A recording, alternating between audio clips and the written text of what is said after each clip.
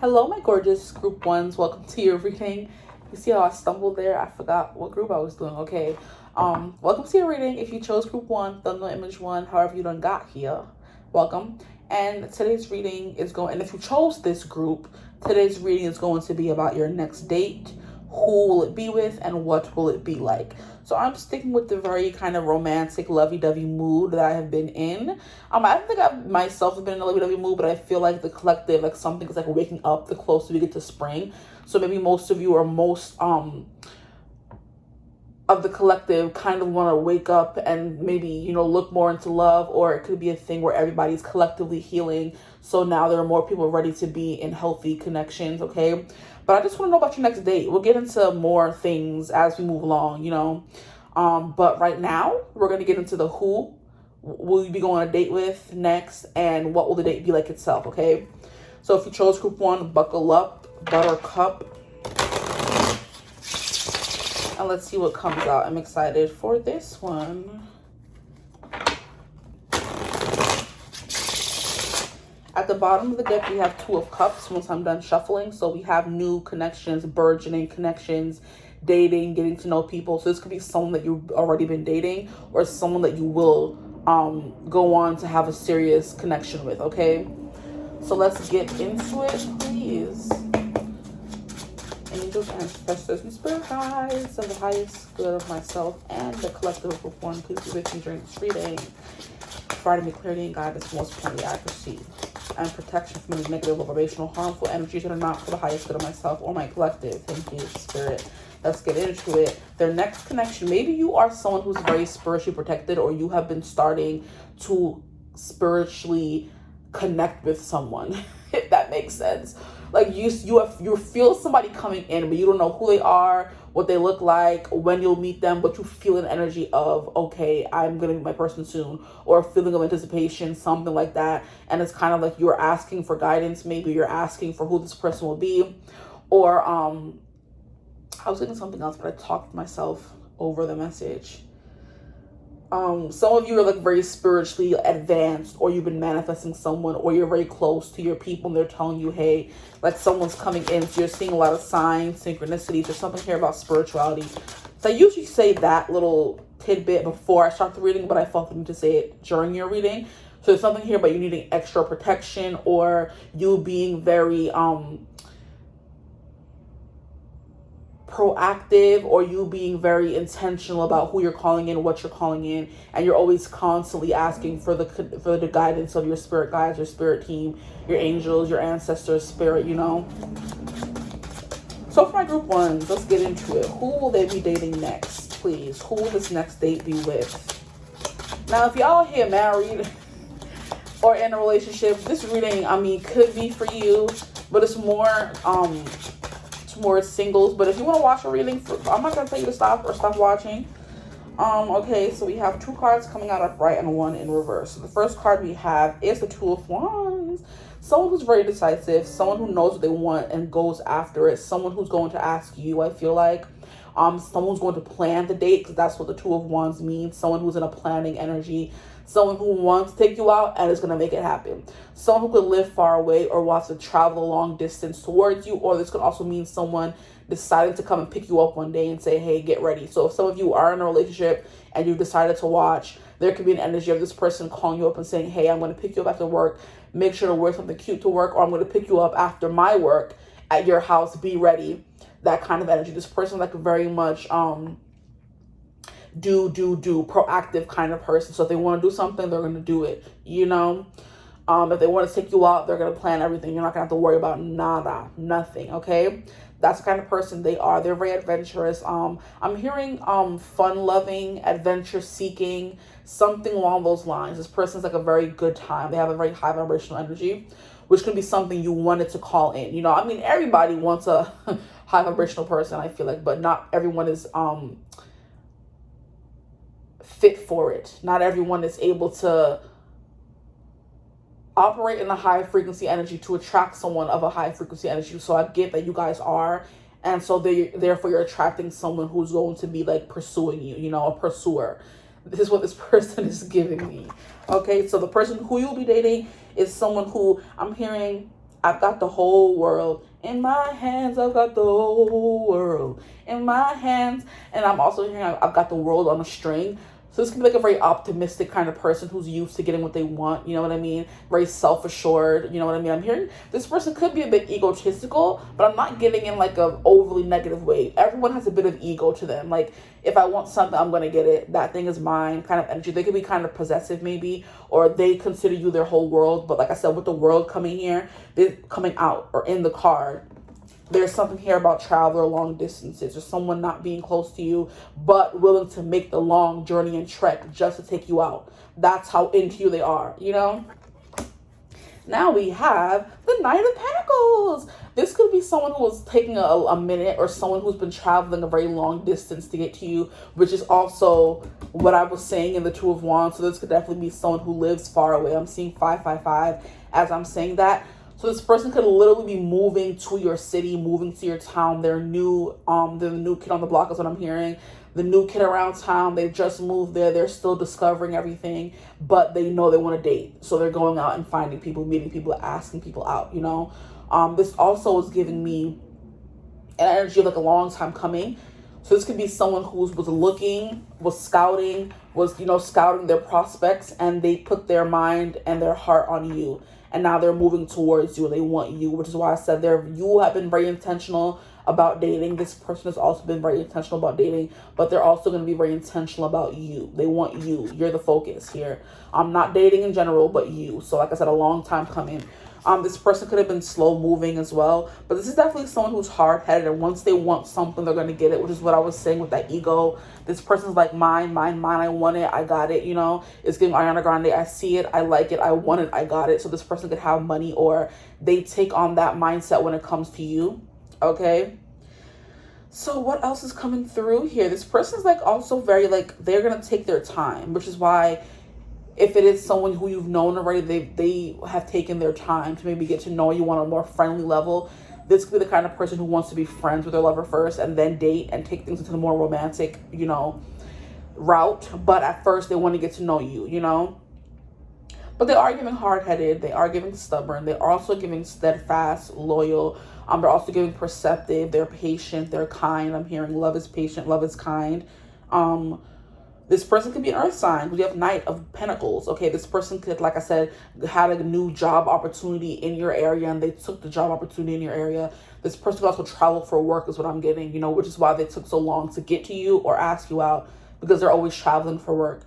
But earth sign, Virgo, Taurus, Capricorn, okay? So very serious, one-track minded kind of person. Once they set their mind up, there's no changing it, you know?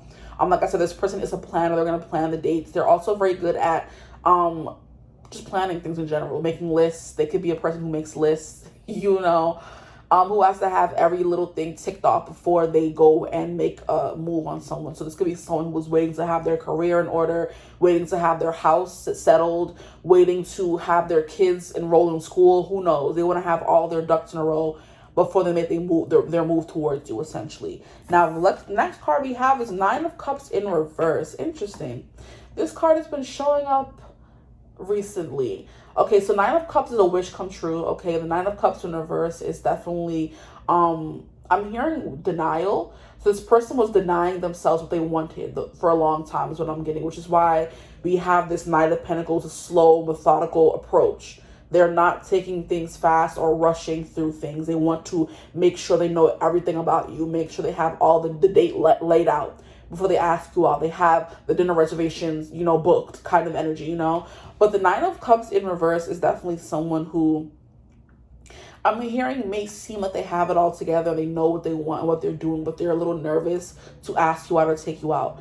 So this person comes off self-assured, but they're nervous. You make them nervous, okay? There's a song also called Nervous. I forget who it's by. It's like, you make me nervous. It's by NND, something like that. It's a song called Nervous, okay? But yeah, that's what I'm getting with this Nine of Cups in reverse, okay?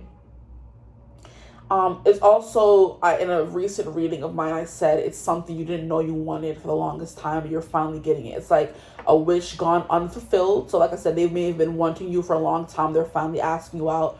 Or this person is used to denying themselves what they want. in the name of the greater good, or patience, or waiting, or wanting things to be perfect, the very Virgoan trait they could have, you know. Or it's just you represent something they didn't know they wanted, but this is in a form of who they are. So it's getting here, this person denies them things they know that they want, you know. I'm hearing, I am the great pretender. So this person's good at pretending they don't want you, or pretending they don't want things they actually do. Like I said, they are good at denial, you know. And I just got a very spicy message from this person. I don't want to say the word, but you know, like when you finish in a very spicy encounter with someone and someone finishes, this person could be into that denial. Oh, denial. You know where I'm going if you're grown, okay? If you're not, then mind your business. Okay. Now, let me continue. Who is this person they're going to be going on a date with, please, Spirit? Who is this person? We have 7 of Cups. Interesting. Someone who could have a lot of options. I'm also hearing daydreaming, wishful thinking. The 7 of Cups represents all of those things. So someone who likes to daydream a lot, who likes to think of certain things. What can I say? They have like a big imagination. So there's like a lot of things they want to achieve in life and with you. And they find themselves like getting lost in thought, losing their train of thought when they're around you, and getting lost in thought when it comes to dating you, or just about a lot of things. This person can kind of like go blank is what I'm hearing. You know, like when someone, like, you know, they're thinking and they're not there present with you, this person could like doze off or daydream, stuff like that. We have to kind of like are you here with me, you know? 7 of Cups. This person has like a lot of options as well when it comes to love, because 7 of Cups represents the emotional realm. This person has a lot of options when it comes to love. So I'm also hearing this person's a lot of person's dream person, but maybe people don't give them a chance, maybe, is what I'm hearing as well. Or they don't give themselves a chance. Something about that is, I'm hearing denial. So this person could deny them, like I said already, I feel like this person denies themselves things they know they want very badly, which could be you, connection, love, because they were trying to get their lives in order, or they're just into that. You know, some people are into denial. Oh Lord, I can't stand me sometimes. Yeah, some people are into that. When you're in the act and doing things with someone and they want to finish, climax, they're into climax denial. That's another good word to say. That's not too explicit. They deny themselves that one thing they know they want. You know, when you're in the act, some people don't do that to finish. They do it for connection, closeness, intimacy, whatever. But the people who do it to finish, you know, you're doing something, you want it really badly, but you're denying yourself, you know? Yeah, that's what I'm getting from this person. They kind of like have a lot of thoughts, and they daydream about you or love in general, and they don't allow themselves to go after it a lot of the time. But for whatever reason, they're allowing themselves to go after you. So there could be something special about you, my group ones, okay? And I'm hearing this person wants it all. This person could deny themselves, because if someone is not like fitting of everything they want, like I said, this person has plans and lists. If someone is not ticking off all their boxes, they're not even going to bother. So you could tick off all their boxes, which is what makes you special, you know? Okay, let's get into what the date will be like, okay? Let me shuffle again. I feel like I need to shuffle again. Ooh. Sorcery. What will their date be like? Please, this next date with this person. What will their next date be like? Okay. Look at you going all the way over there. Trying to keep secrets, eh? You have the 3 of Cups in reverse. That's the 3 of Cups in reverse. Let's see what... Jesus Christ. We have the Sun. You see how that flew out? Wow. The Sun. So yeah, I'm like, I need to know what cards are coming out to see if this was supposed to come out in reverse or not. So yeah, you're going to have a really good time, okay? Maybe the 3 of Cups came out to signify or indicate you're going to have a good time, but maybe you're not going to be drinking, you know? Maybe you're going to be at a bar, but not drinking. You're going to be at a park, but not playing. You're going to be bowling, but not bowling, because you're going to be talking so much, and you're going to get lost in each other's vibe that I'm getting as well. So I'm like, I feel like the 3 of Cups, like celebrations, having a good time, cheers, but maybe you're not drinking alcohol. Some of you may be celibate, or what am I saying, celibate? Yeah, you could be. You could not be drinking, okay? You could also be celibate as well. So it's not going to go and move into, you know, good times. You know what I mean? The 3 of Cups is also having a good time, but maybe you're on your own. Because Three of Cups is like friends. Three of Cups in reverse is kind of like you're on your own. Kind of Two of Cups in a way where there's not three people there or three's a crowd. It's just the two of you guys, okay? A lot of different instances coming through with this one card. But what I got mostly is you're going to have a good time, but you're not going to be drinking or indulging in alcohol or getting drunk or getting too rowdy, you know? Because Three of Cups is kind of a rowdy card, if we're being honest here. You're drinking, celebrating, you know, this is like the party where you're out of control, shots, and, you know, like dancing and everything is crazy. You wake up the next day barely remembering what happened. Okay? That's not how this date is going to go. This date is going to have the vibes of the Three of Cups, having a good time, celebrations, cheersing, to finally getting out and seeing each other, finally making time, you know, finally having your first date, to being together, to new horizons, new explorations, all that kind of stuff. But you're going to remember every detail. You're not going to get drunk, okay? That could be a thing. So you go off to get drinks, but you're not getting drunk. Or you go out to get drinks, but you're not drinking alcohol, you know, something like that. Some of you could be, I'm trying to remember the name for not drinking. I mean, sober, but that means you used to be a drunk. So you're sober now. But some of you could, maybe some of you were a drunk, or this person was a drunk, and you guys, that could be Seven of Cups as well. Overindulging, wanting too many things, you know, dibbling and dabbling a little too much, you know, not knowing what you want as well. But Three of Cups in reverse. You're having a dry something, okay? Yeah, this person could be having a dry life, a dry sex life, all that kind of stuff when they meet you. Or they have been abstaining, okay? But with the sun, we're having Leo energy come through. So it's going to be very fun, very playful. Leo rules the 5th house. It's going to be very romantic as well. Playful, romantic. It could be a creative date where you're bowling, skating, painting. It can be a sip and paint, but you guys are so focused on talking and vibing that you're not drinking as much as you should, you know what I mean? Or you guys are doing like I'm hearing mini golf or laser tag. It's something that has to, it's like childlike and fun and very fresh and innocent, you know? So like I said, with that dryness, it could be you guys aren't gonna hook up on the first night, and you could be someone who is used to hooking up, or they could be someone who's used to hooking up with people, and you guys don't do that on this first date, okay? That could be a specific message for my people who are abstaining. Just know you're not going to hook up with this person. They're not going to force you or coerce you, you know? But the sun is like, yeah, very playful energies. We're going to be doing very innocent, very, you know, sly glances, soft touches, kind of like, even if you do kiss, it's going to be very closed mouth. It's not going to get too crazy. Like I said, with the Three of Cups in reverse, it's not going to get rowdy. It's not going to get too heavy, too hot and heavy too fast. It's going to be very innocent, very sweet. We're still exploring, you know, getting to know each other. This date, we have 5 of Wands. Oh gosh. Yeah, we have a competitive streak. So you're going to be doing something that entitles you to be, not entitles you, that, you're going to be doing something that, what is the word? You're going to be doing something that the whatever is you to be competitive, you know, that calls for a little bit of friendly competition, you know, like I bet you can't get, you know. So it's giving me Dave and Buster's, it's giving me those arcades, it's giving me, what was it used to call? It was like Kaboom or something like that in Florida when I used to live there. It used to be like Kaboom, where they would have like roller skating and like arcade stuff. So you get to be a child again, essentially, with this person and do that kind of fun date, you know. I'm hearing go-kart racing, stuff like that is what's coming through for this date and this person. So you have to be a little competitive, and you bring out the competitive streak in each other, or it's going to be like teasing and saying, I bet you I could drink more than you, or I could do this better than you, kind of energy, you know, playful ribbing, if you will, okay? There could be also something about this person being very territorial over you, which is what I was getting in the beginning with this Two of Wands.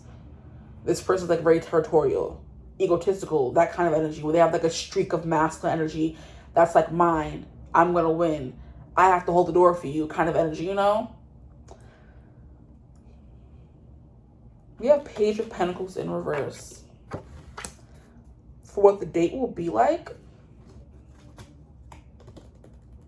you guys could spend so much time having fun and talking and laughing and being competitive that you don't talk as much as you should about like very serious topics, you know, because the Page of Pentacles, like laying the foundation for more serious things to come, is laying the foundation for the Knight of Pentacles, which is up here, laying the foundation for the Queen of Pentacles, which is the mother, stay-at-home mom, laying the foundation for King of Pentacles, which is the provider in the family, you know, but it's also home, husband, wife kind of energy, you know. And you guys may have spend so much time having fun that you forget to talk about more serious topics, you know, or you're saving that for another time, or this person's not sure what they want, or you're not sure what you want. You guys are, you know, that kind of energy is what I'm getting from this connection or this date. Where Page of Pentacles is like laying things out, like I want to do this, do that, have this, da da da. Oh, I want to eventually get married and have kids and da da da da. Instead of talking about that, you're spending so much time like just having fun and, you know, being present in the moment, that you don't talk about those serious things on that first date or your next date, you know. At the bottom of the deck, we have a King of Wands. Yeah, this person's like very assertive. They're also very chivalrous. They're also very I man, you woman.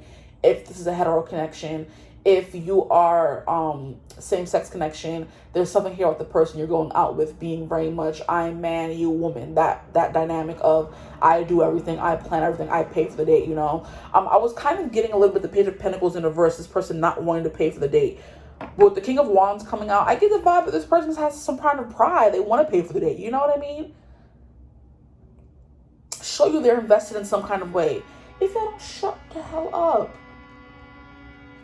Lord, that could be my confirmation, but it's a very loud, annoying confirmation. Please. Okay, the next date, please, Spirit. Your next date. We have the Six of Pentacles. Yeah, someone being very generous. So this person isn't a cheapskate. I'm happy to inform you. They're not a cheapskate. They're going to pay for the date, okay? Okay. So we have more earth sign energy coming through. So like I said, things are not going to... I don't think things are going to progress too fast with this person. They want to take things slow. So I'm getting like holding hands or wanting to hold hands, the urge, the desire to, but holding back, to be respectful. But the King of Wands is all about taking what you want as well. That's why it's hidden at the bottom of the deck, I feel like. This person has those manly, fierce, wanton thoughts and feelings towards you. They're trying to be respectful, you know? Especially if this is someone who has lusted after you or wanted you from afar for a long time, but this is the first date. They're trying not to be too presumptuous or too forward, is what I'm getting. But a Six of Pentacles is someone who's very generous, someone who's very kind, you know, which is why it's giving kind of like innocent, respectful kind of vibes. This person is hiding their more roguish tendencies on this next date. Or if it's a first date, they're hiding their roguish tendencies, but just know it's there. Okay? This person's also like very diplomatic. This person could have like a lot of money and they give back. I'm also getting the vibe of, because in New York we have that a lot. When you're riding the train or something, you have someone asking, can I get $1? Can I get this? Can I get that? This person during your date, that could happen. They end up giving someone some money or something, you know? That happened to me one time. I was on a date with this dude, and this guy like said, I'm trying to get my ID. Can you help me? And I gave him like $10. And I ended up seeing him a few months again with my best friend, and he asked us for food, and we bought him food, and he just threw the food on the side of the road and left. I guess he wanted money. I was so mad. I'm like, this why I oughta. You try to be nice, and people just take advantage of it, you know? So this person could be like overly nice or overly tentative or overly innocent, and they don't know how to make that first move to kiss or hold your hand or whatever, which is why they're kind of like holding back a little bit. It's giving kind of like schoolgirl, schoolboy crush, and this person's kind of like, I just want to hold your hand. I'm hearing that Beatles song. I want to hold your hand. You know, this person just wants to hold your hand. It's going to be like a very sweet, innocent kind of approach. You know, like I said, if there's kissing, it's giving like very chaste, no tongue involved kind of kissing. This person's very respectful, I would say, you know, which is why they're coming out as this Nine of Cups, denying themselves what they want. They really want to ravish you, but they can't because they're trying to be respectful, you know? Which does kind of give Virgo, Taurus, Capricorn, maybe not so much Taurus because they're very sensual, but I do think it takes a little bit of time to open up to someone. They want to get to know you on a deeper level before they kind of jump to the more intimate things, which is very earth sign of them, so it makes sense. Okay? Or they're just very respectful and kind, and I'm very thoughtful in general. Like, oh, this person may not want to take things so fast, or I don't want to take things so fast. I want to take my time. That could have been their problem before. They want to take things very fast, and now they are at the point of, I want it, that doesn't mean I need to have it, okay? Okay. At the bottom of the deck, we have the Five of Cups in reverse. This person could be fresh off of a breakup for some of you, and they're trying to take things slow because they're still healing from that past connection, okay? There could be arguments. There could be arguments here because we have the Five of Wands energy. I do think that arguing is more Five of Swords. You know what I mean? But I do think Five of Wands does have that air of competition. I have to do better. You know, excuse me. This person could have like a urge to make this your best date ever. Like, I want to be the best date they've ever had kind of energy. That competitiveness coming to that competitive streak. Could be something you guys both have, you know? But like I said, the Five of Wands is more physical energy, like competition. I'm going to beat you and throw you off and, you know, nudge you and shove you and kind of energy, which is giving me like you're playing video games and pushing someone, trying to get them to fall or something or mess up, is that kind of energy. So it's getting like playful, like I said, with the childlike. So you guys may be like two kids, you know, fighting, but you know how kids are like, don't know too much about, they don't know anything about the more adult things when it comes to relationship. They just know, I like you, I want to spend time with you. And sometimes when you're a kid, they see if a guy likes, they tease you, you know. That could be that Five of Wands, is they're teasing you a little bit. Or the teasing could be, they know you want more, they know you want to do some bad chick a while, but they're like, no, we're gonna wait. You know, that could be teasing. They're denying you what you actually want. This person could be that kind of person, and I'm gonna fight them for you because stop it. You think you're slick and you're not. Okay. This is that kind of person who's going to tease you and not give you what you want, you know? I give you permission to fight them group one because stop it. We don't like that. I don't like that. I like to get what I want. Okay? Don't be sitting here denying me.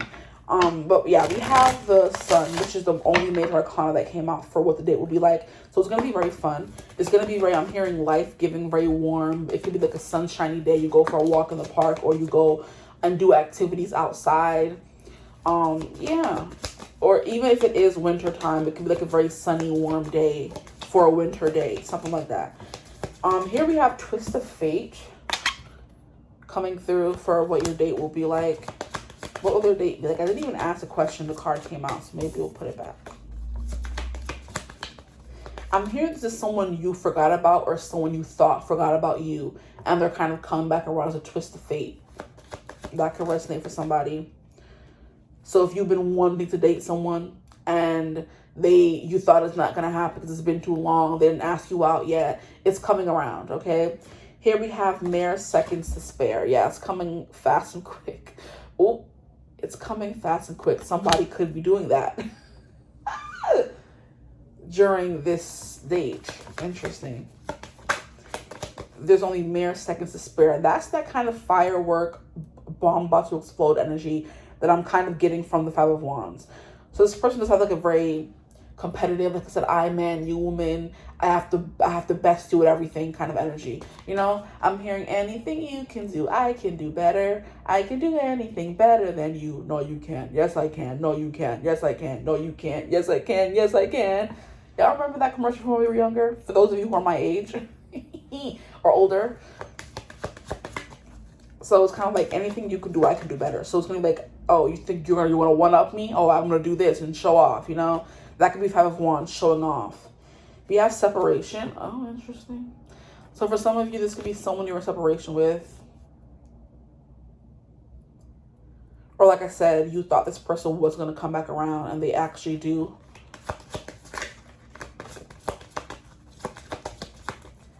You guys could be going out with friends. And there could be other people there as well.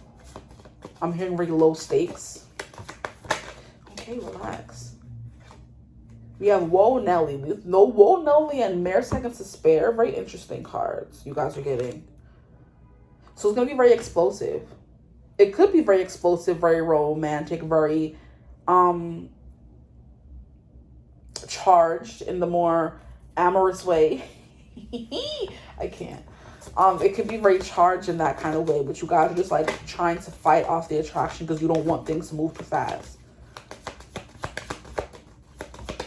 What will this next date be like? We have foolish and we have bullseye. Someone may leave the date looking foolish, or someone may feel foolish. I'm hearing trivia now as well. So if you guys end up going on a date and doing trivia at a bar, this person gets an answer wrong and trying to impress you, they're going to feel very foolish. That is a very competitive thing to do. Play trivia or something of that sort, and someone wins and the other person loses, so someone's going to end up feeling foolish. I don't know. If you win, they may end up feeling foolish, and if they win, you may end up feeling foolish. Who knows? Because you guys are both getting competitive, since it's coming out in the date energy. That's kind of like both of you together. We have bullseye. So exactly what you want to happen is going to happen. So if this person wants a kiss at the end of the night, or you do, it's going to happen. You know, that's the kind of energy I'm getting. Right on the nose, right on the money. Kind of like a perfect date energy. Like, oh, I was aiming for the bullseye and I kind of got it, you know? This person could also make you feel hypnotized, or they feel hypnotized by you. You guys are in your own little world is what I'm getting as well. With the sun.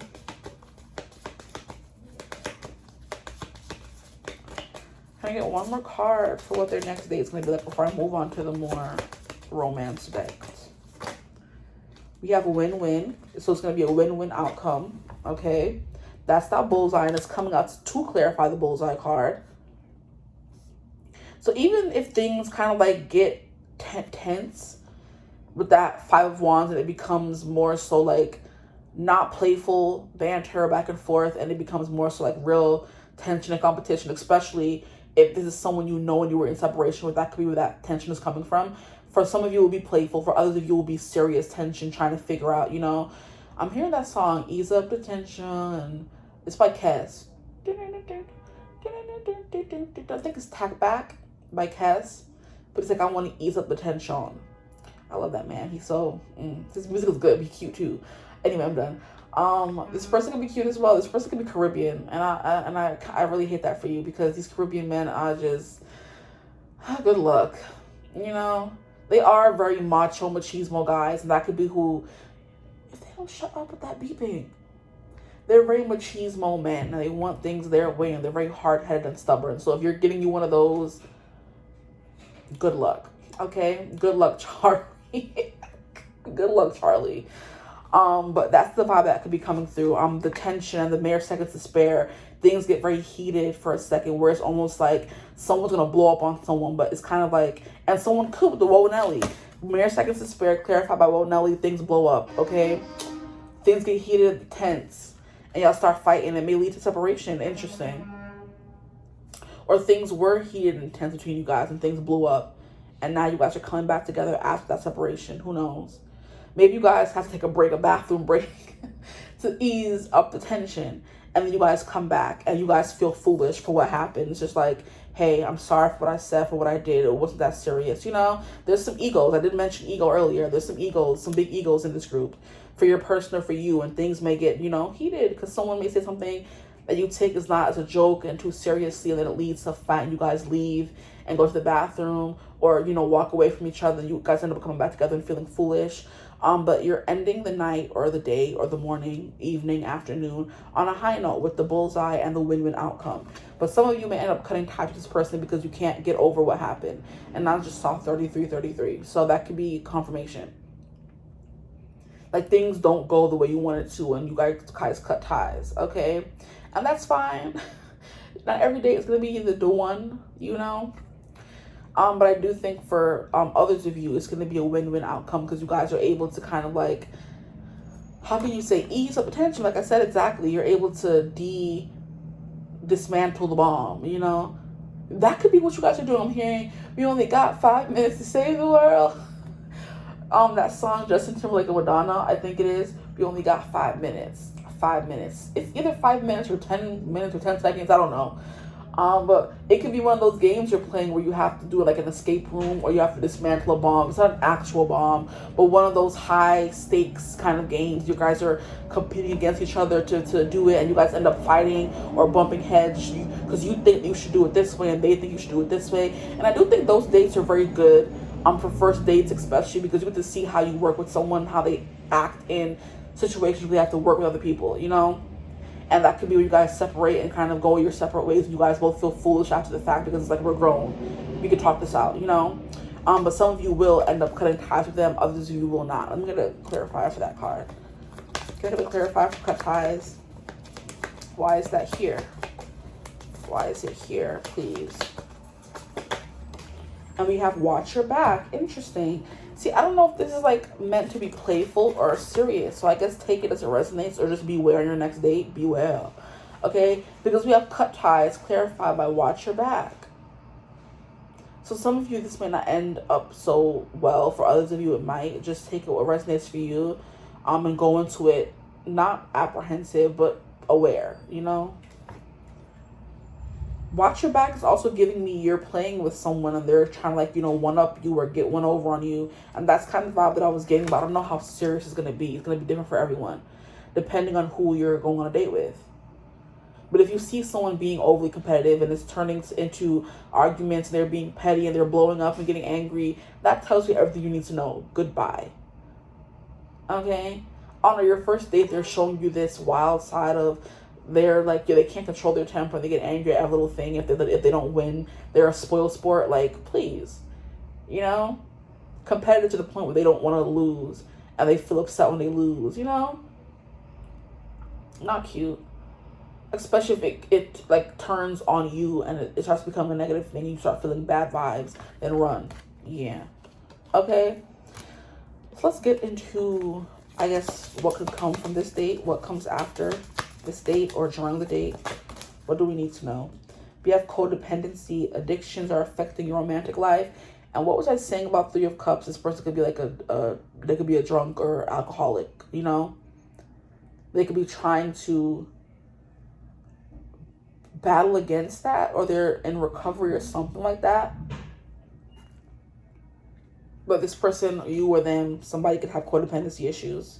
And that may come up in this date, okay? We have getting to know each other. I mean, yeah, you're on a date, of course. As soon as you reveal your innermost selves to each other, your bond deepens. So there's something here about a bond deepening. If this isn't your first date, or this could be like your third date, and you finally had enough of this person and you leave them, or it's the first date and you don't want to see them again, that's kind of what's coming through. But for others of you, if you don't resonate with that, and you end up continuing to get to know this person, your bond will deepen on this next date, okay? And then we have free yourself. Oh my gosh. Okay, so this may end up bad for everyone. Who knows? I'm hearing, if you don't want me, then don't talk to me. Go ahead and free yourself. Free yourself. Fantasia's coming through. So it's kind of like that. If you don't want me, then don't talk to me. Go ahead and free yourself. If you find yourself not vibing with them, not clicking with them, you know, what's not clicking, Steven? This person's name could be Steven. I don't freaking know. If something's not clicking, then you guys kind of like, you know, say, okay, we're not compatible. You have to leave, you know? But free yourself. It's time to take back control of your life. Very interesting cards, guys. I mean, every day is not going to be perfect. I mean, you know, every day is not going to be the one. This next date may not be the one, but it was an experience, you know?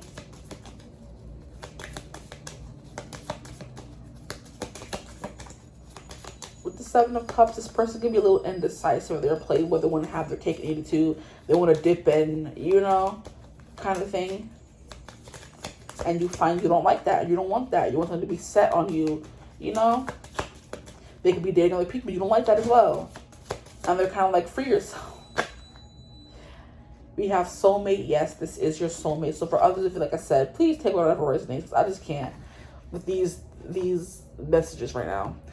Yes, this is your soulmate, okay? And not every soulmate is going to be your forever person as well. So maybe take that into consideration. This could be a soulmate you meet, but it doesn't mean you're going to end up together. We have this could be the one. You've already met the romantic partner you seek. Okay. We have passion. Yeah, that was coming through. There could be something here about you. Like if this person keeps denying you or you keep denying them, it leads to somebody exploding on the other person. Like, kiss me, you fool. Or not, who knows. We have past life relationship. You have known each other before. Okay, you have known each other before. Can I get one more card? Their next date, please. Spirit, their next date. What will their next date be like? What will be the outcome? Come here. Okay, now. Well, here it is. Okay. You have calling in your soulmate.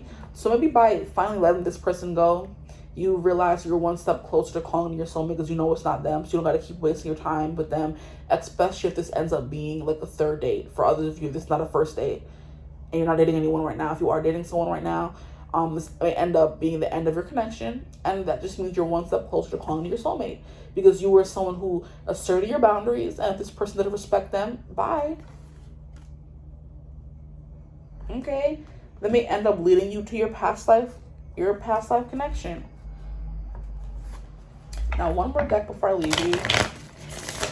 If you don't want me, then don't talk to me. Go ahead and free yourself. This person can be very dramatic in that way as well. Like, well, if you don't want me, then don't talk to me. What are you here for? Why are you still dating me? Da, da, da, da. They get very, like, combative when they're challenged or when they feel uncomfortable or backed into a corner, you know? Like, oh, if you don't like when I do that, why are you still here? Why are you still with me, huh? Why are you on this date? You know, like foolishness. And that's what this freaking card is saying right here, foolishness. Like, what are you talking about? We're arguing and going into separation for what? Because you can't take constructive criticism? Because you can't stand losing? Like, what do you mean? So just take that into consideration when it comes to this person. Because you might just be like, yeah, I'm gonna head out. Bye. I'm not dealing with this. Like, and you shouldn't have to.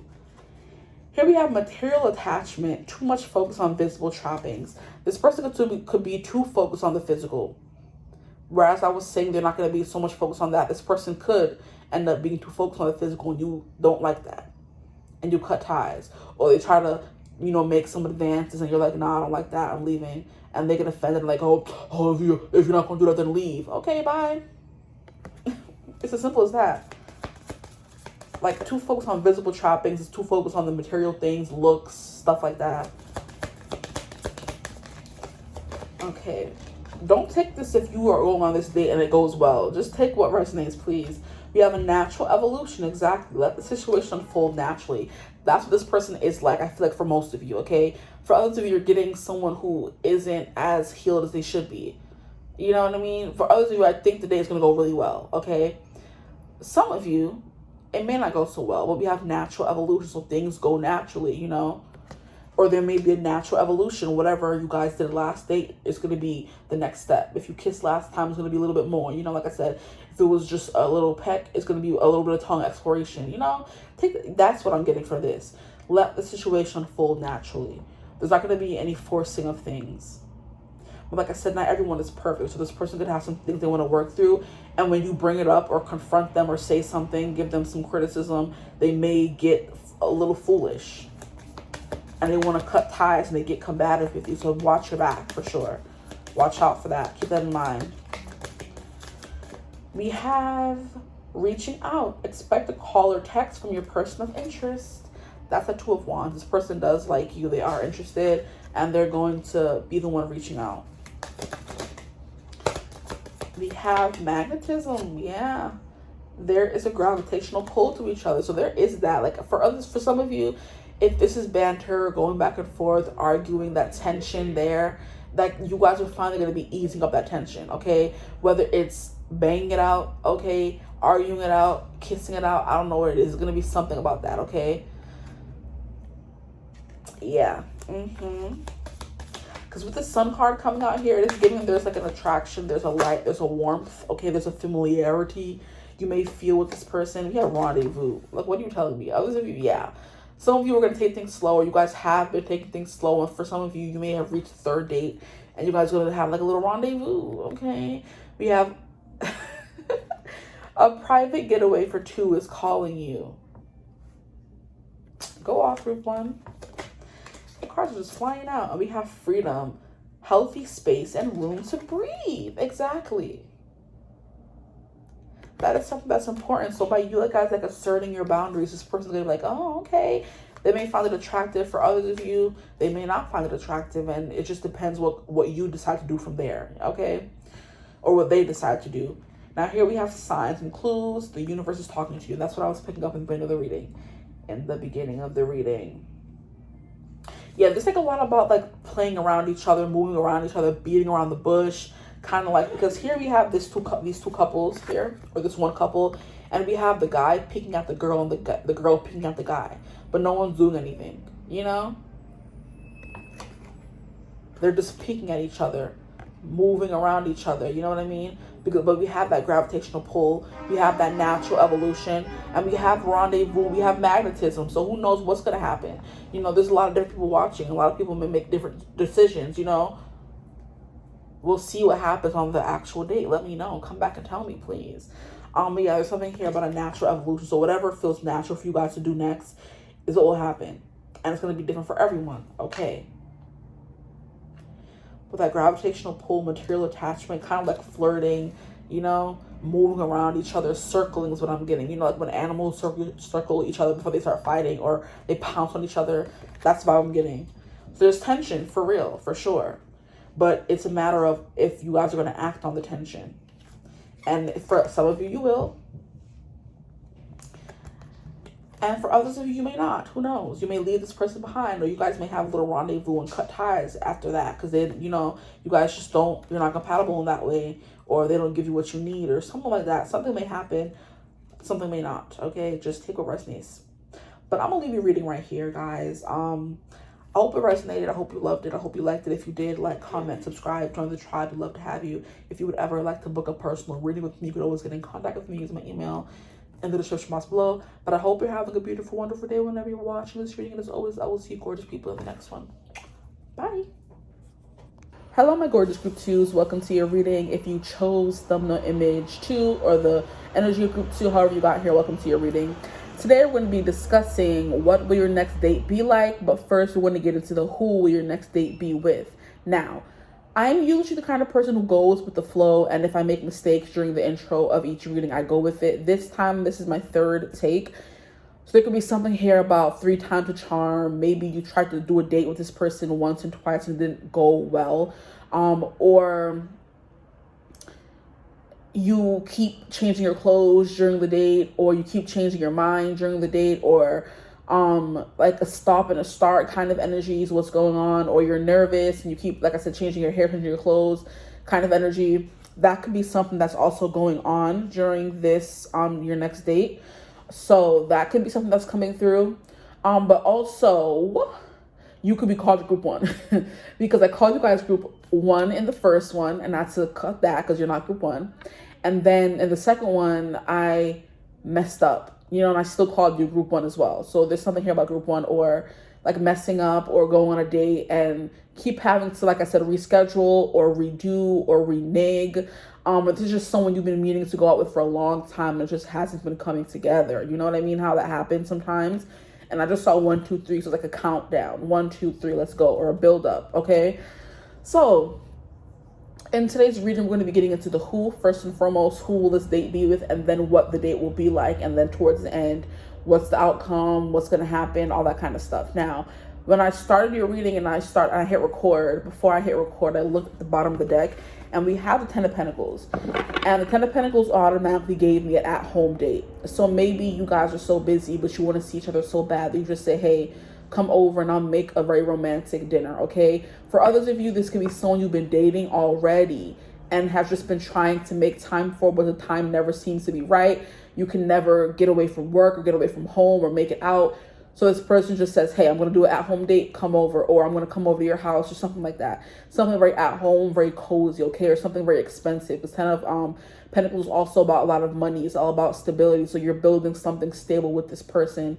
This could be someone you've known for a long time. I'm hearing a family friend, someone you know from work, okay? Some of you have like a big high-profile job. This person could also have a big high-profile job. A lot of different messages are coming through. This person could have a family. You could have a family and kids. This is why you keep rescheduling the date with this person, or they keep rescheduling with you, and you never seem to like be at the right place at the right time or see this person because you guys have responsibilities. If it's not job, if it's not work, then it's like you don't have time, you know?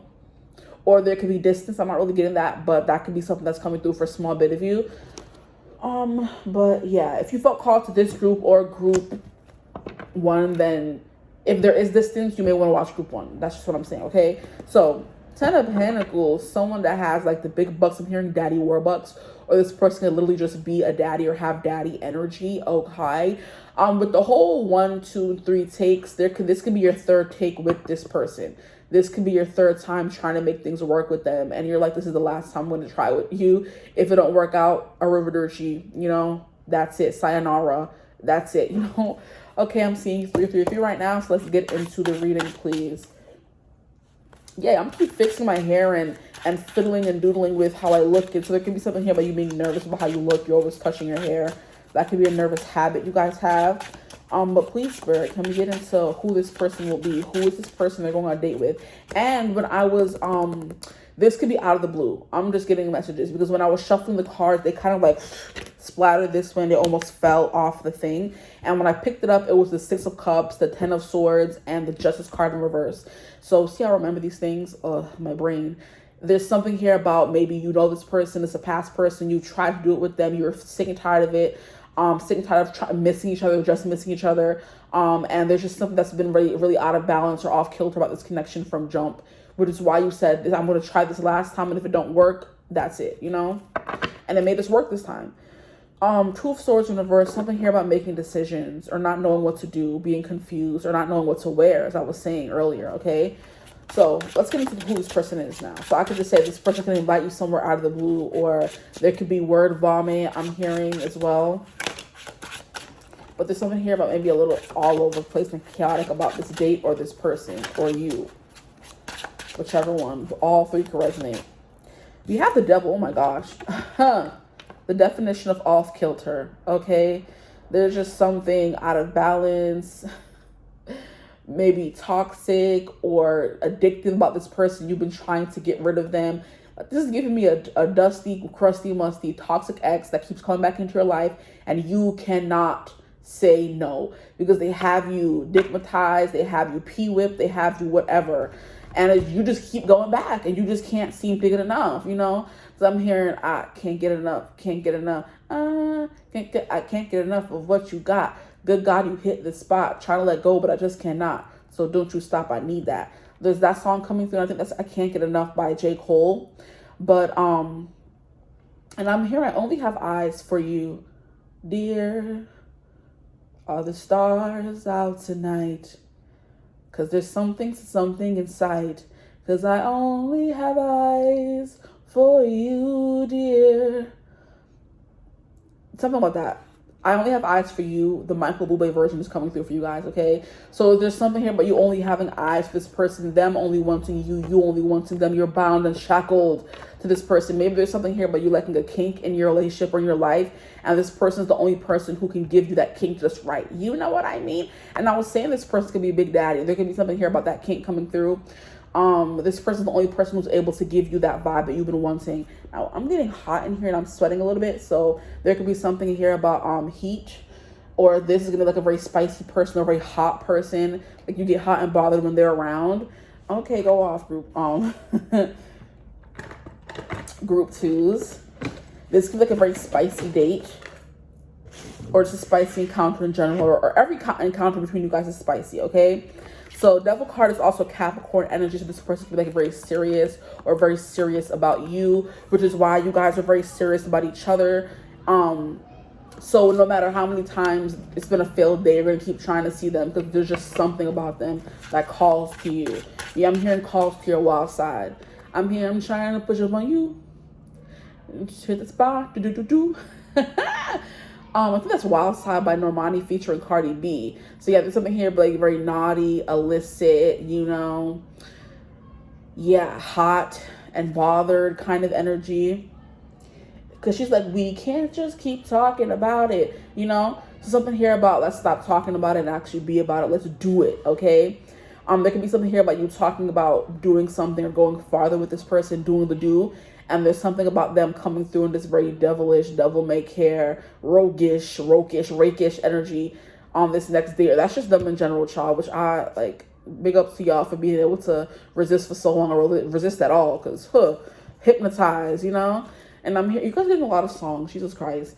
I'm hearing that song by Akon, you got me so hypnotized, the way your body rolling round and round. That booty keep bumping, you just bouncing up and down.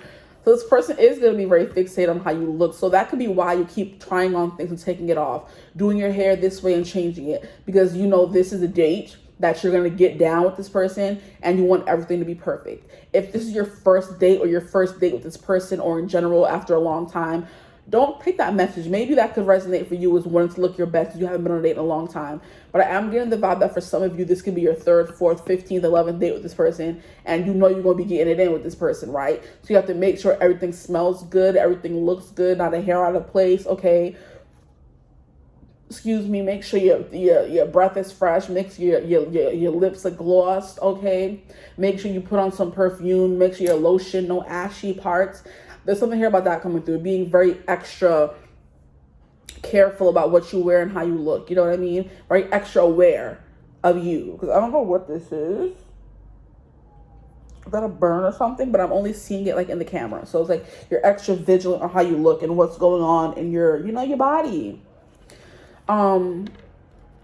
But yeah, you could be like very extra, very flirty. This person could be very flirty as well. Like, you know, they're always, if this is a female, they're always swishing their hair, touching their hair. They could have long hair. They're always like, you know, swishing it. You know what I mean? For those of you who like have curly hair naturally, you could get a silk press for this person. You know what I mean? To look extra sleek and slick and beautiful. You know what I mean? And you're gonna keep swishing your hair all night, kind of vibe. You know, those vibes are coming through for this person. They're very seductive. So you're gonna make sure you want to be on. We haven't even gotten to who this person is. So this person may like just be like all consuming. You just want to know about the date. Maybe you already know this person. You're like, just get to the date, sis. Let me get to know more about your person. Relax. Okay. But yeah, there's something here about you guys being bound and shackled. This person only has what you want, okay? But yeah. And I'm hearing that song. You're getting a lot of songs, like I said. What is that song that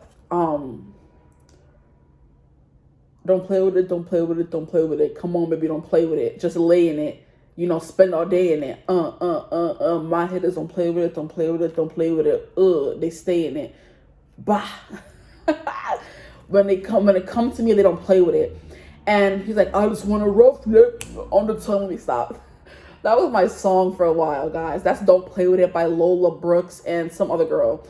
But yeah, basically she's like, stop playing with it. You know, when it comes to the kitty cat and when they're doing certain things to the kitty cat, for those of you who like the kitty cat or have the kitty cat, you're saying don't play with it. Now it's like I'm hearing don't play with your food. So like I said, very naughty vibes from this person so far, okay? Here we have the 10 of Pentacles coming out for real in the reverse. This could be a baby daddy, someone you, like I said, been back and forth with, but you can't seem to break the hold they have on you. And it's just like, you know what to expect with them. You know the 𝐓𝐈𝐌𝐄𝐒𝐓𝐀𝐌𝐿 is good. So you keep going back, okay? And I didn't clarify that this reading is mostly for singles but if you are dating someone seriously or your next date night is with a husband or something, that could also be what this is. You guys are going out and not staying in. For those of you who are resonating with maybe being in a relationship or being in a marriage or something, whatever, that could be coming through for you guys. But I didn't want to make the intention of it's just for someone who are dating right now. But whatever's going to come through is going to come through. I didn't close it off, so it's open for everyone. But yeah, 10 of Pentacles, you're finally leaving the house and having a date night outside the house for those of you who may be married or in a connection. Now, for those of you who are not, like I said, this could be a baby daddy you keep going back to. Okay? And you're trying to get out of the house. But since this is for the person, and this is not even the date yet, I'm so sorry, I keep getting distracted. This is definitely someone who I'm hearing home wrecked, or they could be going through a divorce, or there's something here about them being kicked out of house and home. That's what's coming through for this 10 of Pentacles in reverse. That with the devil, there's something giving, yeah, this person's giving a little toxic, you know what I mean? But it's like the toxic people are the ones that you get addicted to the fastest and the quickest, which makes sense with this person's devil may care attitude. They're very addictive, whoever this person is. Maybe they may tempt you to wreck your home. Who knows? But anyway, let's get more cards. Who is this person they're going to be going on a date with? I'm hearing a Lothario. Okay, look at y'all group 2. Getting into some mess. We have the 2 of Wands. This came through in group 1. So like I said, some of you could be called to group 1. You may have more specific messages in group 1. But the Two of Wands, like I want to say 10 of Wands. The Two of Wands is an energy of exploration. Oh, so you could be exploring certain things. This is a divide and conquer. This is a conqueror. Okay? I'm hearing... Is there like a deity or something in the Black community, like High John the Conqueror? That could be something he become through your reading for somebody can be that confirmation. I have never ever in my life really talked about him in reading or in life at all, but he's coming through. I've heard about him and I'm hearing him right now. So that could be something that's come through for confirmation for somebody. But there's something here about, this is like giving Columbus, where he's going forth and conquering things and taking and pillaging and plundering. That's the kind of overbearing person you could be dealing with on your next date, okay? Someone who doesn't take no for an answer. That could be something as well coming through. Bombastic side eye, okay? This is definitely someone who is going forth and conquering, who is not giving up, not backing down. That's the kind of energy this person's giving, okay? And then we have the Knight of Pentacles. Wow, all these cards came through with one. That's crazy. Not all of them, but these last two. The Knight of Pentacles in reverse. So this person doesn't really like to take things slow, but they do think things through. They think things through, but they still like go full force ahead, full speed ahead, you know? There's some people who are able to think things through while they're doing it. That's this person. And then there's some people who have to think things through and then do it. This person's just doing. But I do think with this Two of Wands, like I said, this contemplation, it's exploration, it is planning, you know what I mean? Planning to conquer something, travel the world, go somewhere, do something. This person's planning to do something with you or for you, you know, or about this connection. They're planning to do something about it, if you were wondering. But with the whole planning thing, now we have the Knight of Pentacles in reverse. They planned for something, now they're going full force ahead, or they're winging it, you know, planning it while they're doing it. So there could be something here, but you're like, oh, this person likes to be spontaneous, is what I'm getting, which is why they're going to want to get out of the house. This person could have a nice house, but they want to get out of the house when it comes to this date with you, or just you in general, or this person who's never at home. They're always traveling the world. They're always going somewhere. And we have the Eight of Swords, who this person is. Did any of the card fly over? I feel like I saw another card fly over. No. The Eight of Swords, this is a worry word. Or no, someone who can't see past their own limitations is what I'm hearing. Oh my. Don't come for them, but come for them. This person can't see past their own limitations. So this could be the kind of person who thinks they're SHIT don't stink. Who thinks they could do whatever they want, or who purposely puts blinders on, or foggy glasses, or rose-colored glasses on. This is the kind of person who doesn't want to face reality. They know something's wrong. They know they have to fix it, and they just don't want to do it. They'd rather keep the blinders on, you know, than admit defeat or admit something's wrong. Is the kind of energy that I'm getting from this person here. Which is why the first card that we got is the Devil. They refuse to admit anything is wrong, or treat you right, or do anything the right way, is what I'm getting. They're like a very rash, brash. They could be a little bit irrational kind of person as well. And this could be exciting to you, but in the long run, it ain't really given, guys. We're going to see what else comes out. But the Eight of Swords is someone who's blocked. They have limitations. They have blinders on. And it's like purposely put there because this person can plan. We have the Two of Wands. But even if they do plan, they just don't act, or they don't do, or they're stuck in their own head. It could be what this is as well. Someone who wants to be with you, but they're stuck in their own head, and they're not planning or making. They're planning, but they're not doing anything about those plans. Because the Knight of Pentacles is like a very slow-moving energy, but the Knight of Pentacles in reverse, like they're not even doing anything. They're just stuck.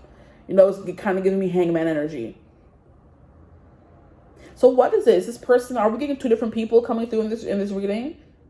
So your next date could be with it. You could be dating a few people. You could be dating around. So I'm getting an energy of someone who's very, like I said, High John the Conqueror, someone who's very confident. They go after what they want. And then we have someone here who's not so confident. Because this devil energy is coming through as very, like, controlling, do what I say, very seductive. They're very convincing, very persuasive. You know what I mean? This is the kind of person who can convince you to, like, break the sanctity of marriage or something like that, you know? There are those people who, like, they have the gift of gab, that slithery tongue that the devil had, the freaking devil exactly, had in the Garden of Eden to convince them to eat that apple. Oh my freaking gosh, exactly. Yeah, this person has like that slick tongue, the serpent tongue. They tell you all the things that sound good to get you to do certain things, and this person knows what they're doing is wrong. they're still going to do it. At the bottom of the deck, we have the Five of Swords in reverse. Yeah. Can I get a clarifier for some of these cards? Because I'm very confused. We have the Ace of Cups. I'm hearing a lover, not a fighter, and in the toxic way. Because, you know, there's people who are like, I'm a lover, not a fighter. And there's people who know they're doing wrong. And when you confront them about it, they don't want to deal with the consequences. They don't want to discuss what's going on. They don't want to make things right. They don't want to make amends. They just want to keep ignoring the problem. That's this person. Rose-colored glasses. Exactly. They're like, I'm a lover, not a fighter. I don't want to talk about this. I don't want to fight anymore. It's not fighting. We're having a creative discussion. We have to make sure we're on the same page. We're on the right track. We want the same things. And this person's like, no, I just want to be spontaneous and do things. And this could be the person's like, I just want to be friends with benefits. I don't want to, you know, commit. Go screw yourself. How about that? You know, they don't want, or this could be the person who doesn't respect the sanctity of marriage. They're trying to convince you to, you know, move out of, you know, okay. Let me calm down. Because a lot of people here watching are single, okay? If you're wondering what your next date will be like, I need to do a next date with your person. If this is your person, then I don't know. We haven't even gotten to the date yet because I'm so focused on this person trying to figure them out. But this person definitely has feelings for you. They have more than just feelings for you. They have fantasies about you.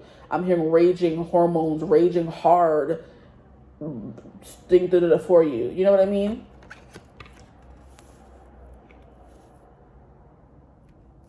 And there could be two people coming through.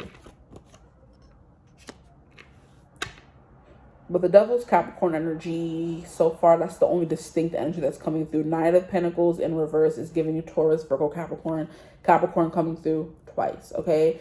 So this person could be Capricorn, Sun, Moon, Rising, you know, maybe even Venus or Mars, because when it comes to taking action. Okay, at the bottom of the deck, we have the Seven of Pentacles. So this person isn't a planner. Are they a planner or not, Spirit? Like, stop playing. Can I get a clarifier for the Two of Wands of who this person is? Like, are they a planner or not? Clarify the Two of Wands for me. This is someone who wants to come towards you because I'm hearing a world between you. Your worlds apart. I'm hearing oceans away. From the off-Broadway Bridgerton musical. Yeah, Fear of Swords. Yo, exactly. I don't know. There's something here about... And then we have the Strength in reverse. So this person feels weak for you because you may have broken their heart. Like I was saying at the beginning, for those of you who, I don't know who chose this pile, but there's something here about you being with this person, them breaking your heart, you breaking their heart. You've had multiple tries with this person and they're trying to get their, I'm hearing get their looks back, get back, something like that. They're trying to get back in. You know? Because they're still weak for you. They still want you. They still have that negative attachment towards you. So whether you want them or not, whether you're still attached to them or not, there's something here about them not wanting to let you go. They're obsessed. You know, that is the kind of energy that I'm feeling here with this person. And they still have romantic feelings for you because we have the Ace of Swords. I mean, the Ace of Wands. But we have this Eight of Swords where there's wishful thinking. They don't want to, victim mentality. They don't want to admit the truth about something, okay? I mean, and I don't know, like, are you going on a date with them or not? Because... who is this person? Maybe some of you are. So let's get into what the date will be like, okay? What will their date be like with this person? Their next date, please. We have Queen of Swords. So you tell them they're full of mess.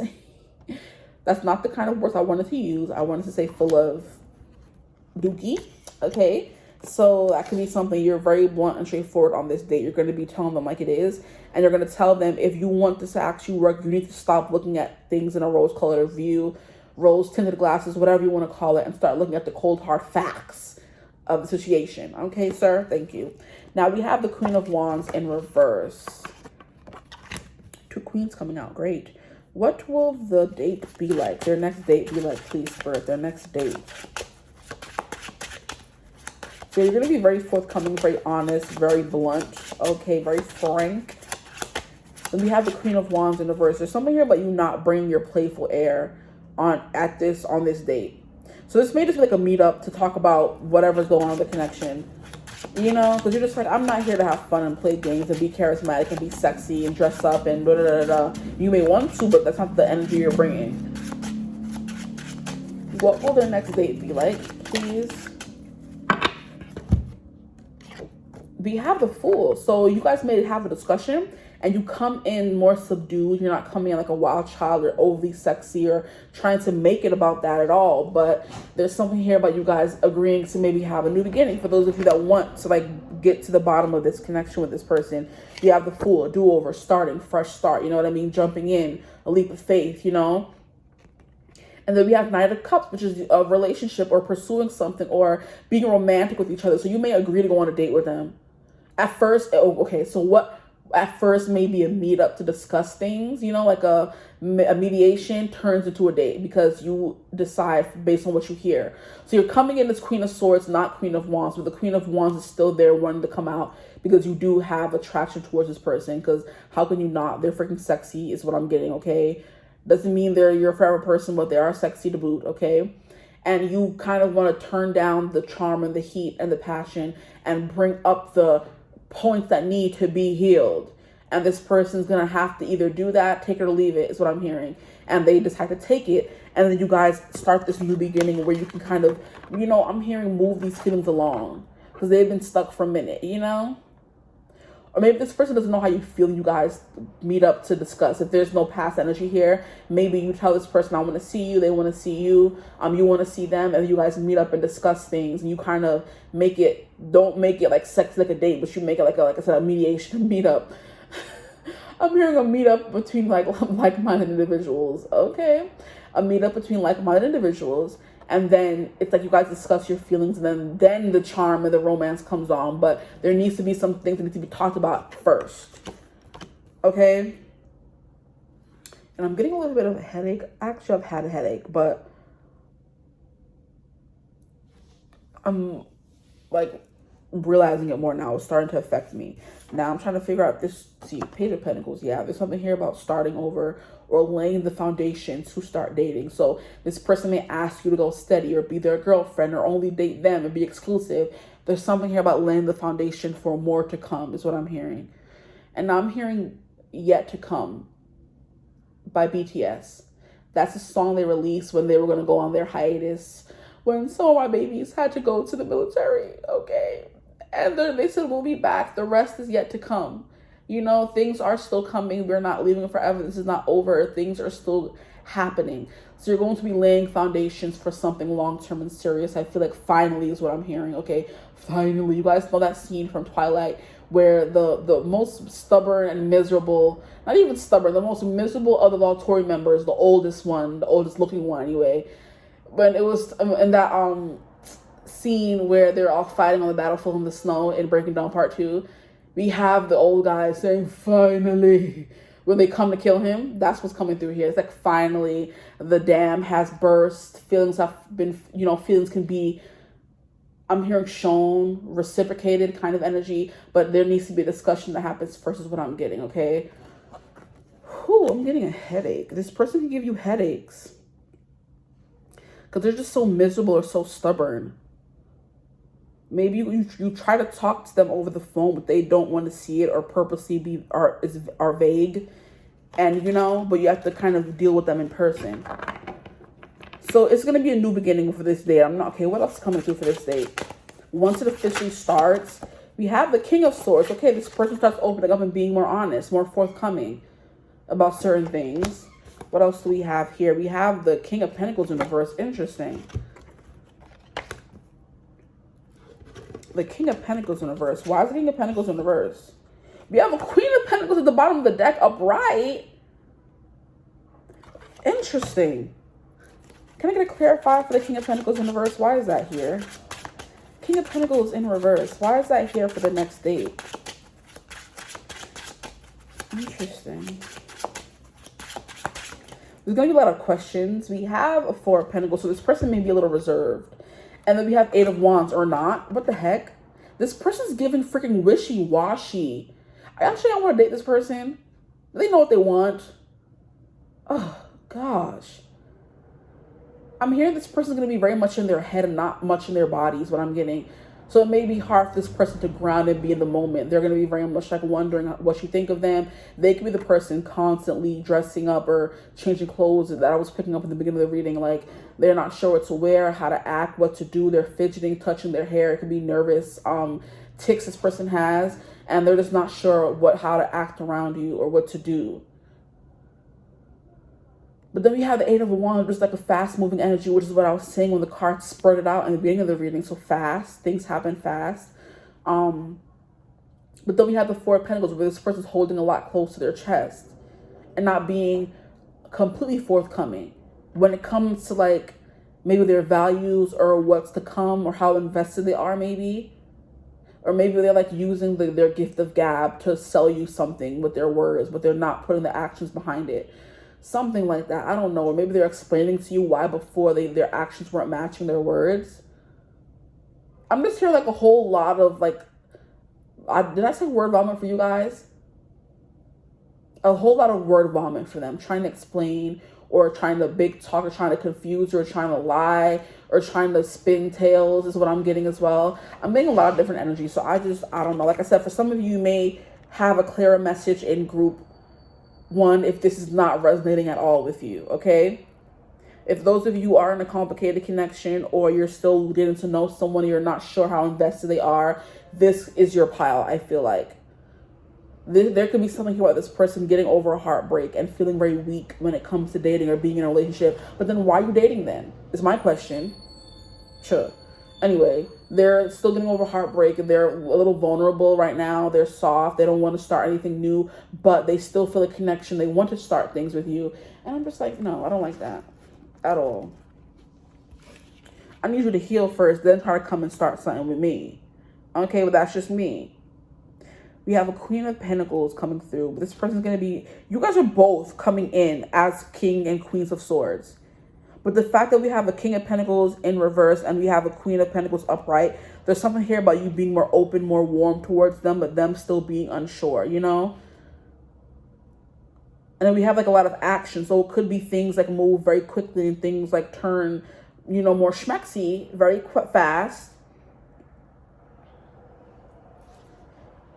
But this person's still like holding something back. So this person, I don't want to say they have secrets, but there's a part of them that's holding back from you, from the connection, they're holding a part of themselves back from in dating, you know?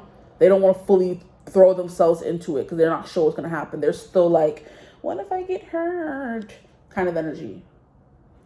So let's see what else is coming through for what's coming next after this date. We have foolish and we have love. You feel foolish for still loving them or wanting to be with them. Oh my gosh, guys. What's going on? Explain me, Linda. Explain me. I'm literally a little boy in the video. Explain me, Linda. What's going on? What's going on this date? What the heck? Things move fast. I mean, you could be like in a car. Is what I'm hearing. In a moving car. You could be in a plane, on a train. Maybe there's something here about movement, moving vehicle. Maybe some of you are riding bikes or doing something adventurous. You know, running. That's what y'all like to do. Because who actually likes to run? Please stop it.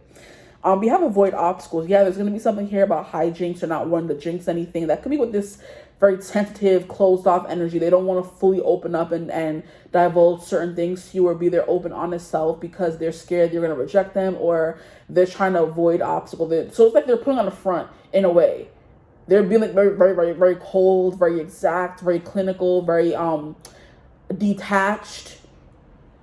They're only speaking the cold hard facts. There's no passion behind it. Because I'm hearing, say you're happy now, once more with feeling, from that Buffy episode, where it was basically that episode was about her getting her emotions out because she was being so closed off and cold. And when they brought her back from the dead, her friends in Buffy season 6, she didn't tell them that she was in heaven or that she thinks she was in heaven when they brought her back to this hell on earth she had to live with by being the Slayer. And she was completely like avoiding them, being very cold, not wanting to take responsibility, not wanting to do adulting. She wanted to just be a kid and have Giles do everything for her. And in that one episode, the musical episode where the demon, see the devil is how I said that. The demon comes out and lays everything out in the open. He makes her finally tell her friends, I was in heaven. You know, there was no pain, no fear, no doubt, till they pulled me out of heaven. I think I was in heaven. So there's my refrain. I live in hell because I've been expelled from heaven, you know? So she was like very much like not trying to be in anything. She couldn't feel much. She was very like, you know, like a zombie, essentially. And it's because she used to be on heaven and it was snatched away from her. So if we're going to make that fit for a real life person and not a character, this person could have had the wool pulled over their eyes, the rug pulled out from under them, and they don't want that to happen ever again. So they do whatever they can to avoid these obstacles. So you're dealing with like a very hurt person. They've been hurt before, which is why we have that 8 of Swords. They see themselves as a victim of something. So just keep that in mind when you're dating this person. They may not have to be the worst person alive or trying to be purposely manipulative, but there's something here about them not fully unleashing everything they can because they're scared and trying to avoid obstacle. So Buffy was in heaven. This person had heaven and it was snatched from them. Now they don't ever want to put their heart on the line again. That could be what's coming through, okay? Lord, I feel like I'm talking so much in this reading. That's what you guys are going to be doing, talking a lot, getting things out. And we have choose words carefully. That makes sense. If they're going to have a lot to tell you, or you guys are going to be no BSing during this date, it's going to be like, hey, choose your words carefully. Don't say anything that may hurt this person or cause a fight or cause a tiff or say something that may make this person not like you. I think this person could be low-key very insecure. Even though they're coming off as this hot commodity, this hot person, they're very much insecure as well. They don't want to be left or abandoned, which makes sense, which is why that strength in reverse. They've lost a little bit of their strength. And I'm hearing barely holding on by a thread. I'm also hearing the song Hang On by a Moment by, I think it is, what is the name of it? Hanging On by a Moment. It's not The Fray. It could be The Fray though. Lifehouse. One of those people, Lifehouse or The Fray, hanging on by a moment. This person's hanging on by a thread, hanging on by a moment, because they can be like very destabilized and any little thing will put them spiraling, which is why I'm like, why are you dating then? I mean, if you know this person and you've been with them for a minute, I mean, I understand why you'd want to date them, but it's giving unstable, you know? Here we have yeah. This person may take a very cool approach, detached approach, which keeps coming through with the 4 of Pentacles and the King of Swords. But then we also have the 8 of Wands. And that gives like a burst dam. Everything comes spilling out. So maybe some of your people may be honest about what they've been going through, and others of your people may be very closed off. So just take whatever resonates for you. We have another card that fell out. We have do it yourself. Yeah, there's something here about you telling this person, I'm not going to continue making excuses for you. I'm not going to continue accommodating you, saying it's okay. It's kind of like you're finally asserting those boundaries is what I'm getting. Because I feel like I've been learning a little bit about psychotherapy. I've been not taking classes, but kind of, yeah. And I've been taking notes. And basically one of the things the teacher was telling us in the class was that if you are dealing with a narcissist, which I don't really get from this person, I get like on more of the opposite spectrum. He was telling us that when you've gone through a traumatic event where you're forever changed, some people take the path of the ego and some people take the path of the empath, where the empath is people pleasing, doing whatever people say, not wanting to disappoint people, you know, being very sensitive to certain things. And then certain people take the path of the ego, where everything is me. I don't care how I'm affecting people, you know. I'm betting this person could be, I don't know if there's a middle ground in that analysis or diagnosis. Oh my gosh, please. I don't know if there's a middle ground in that diagnosis, but this is definitely giving me someone, yeah, it's like do it yourself. You're telling them you're going to have to heal this. You're going to have to do it yourself. I'm done making excuses. But like I was saying, the professor said that some people will take the root of the ego and which can lead to them becoming a narcissist and borderline psychopath, sociopath. They don't really care about anyone but themselves and getting what they want. And then we have the empath, which it can in the most extreme is a BPD, borderline personality disorder, or avoidant attachment disorder, or avoidant, something like that. So it's kind of like this person could be any of those, honestly, but I'm getting there's something that happened to them and you keep making excuses for them, saying, oh, you know, you're the empath, saying it's fine. I know you're hurting. I know you're broken. I would help heal you. And this person is taking advantage of that. And one thing he did say in the class as well was that in order for you to have a healthy connection or to suss out the narcissist from the regular secure people, is you have to assert boundaries. Don't call me past this time. No, I'm not going to be a booty call. No, I'm not going to go out with you. No, you can't touch me like that. No, we can't do this. You keep telling them no, no, no, no, no, and pushing them. And sooner or later, they're going to crash out. And they're going to learn that they're either a narcissist or not. You know what I mean? So I feel like you keep giving them chances, thinking that they're going to change. But it's about time for you to set these boundaries and come in like this Queen of Swords. No BS. Stop playing. I'm not coddling you anymore. I'm not making excuses for you anymore. You're going to treat me like this, or we're not doing nothing. And they're going to have to learn how to kind of live up to that, or give you what you need in that sense. If they can't, they're going to become the closed off person in this pile that I'm getting with the Four of Pentacles and the King of Pentacles in reverse, or they're going to become this Eight of Pentacles here, where they're going to be not Eight of Pentacles, Eight of Wands, where they're going to just like let everything out and tell you. Not kind of like trauma dump in a way, but you're learning what they've been through and why they are the way they are. You know, you're getting an explanation for certain things is the vibe that I'm getting from this person. And at the bottom of the deck, we have requires skill and balance. So that can definitely be a thing here. But to do it yourself, it requires some, I'm hearing, it just needs a little shaping. You know, you may need to work on this connection with this person so they're able to be a secure person. And if you're willing to do that, then this may go well. If you're not, then it's going to be the person kind of like maybe feeling attacked and being closed off and saying, I didn't do anything wrong. So it's going to go either way for certain people here. But I do feel like you need to set boundaries with this person. Say, hey, do it yourself. I'm done picking up the pieces and trying to help you and make this connection work. You're coming to me. Which could then lead to them saying, hey, let's have an at-home date. You come over to my house, or I'll take you there, where they're putting in the effort, you know? Hope that made sense. Whew, child. But basically, assert your boundaries, and this person will either, you know, live up to what you want them to do, or, you know, give up. And then you have your answer, you know? Here we have share the wealth.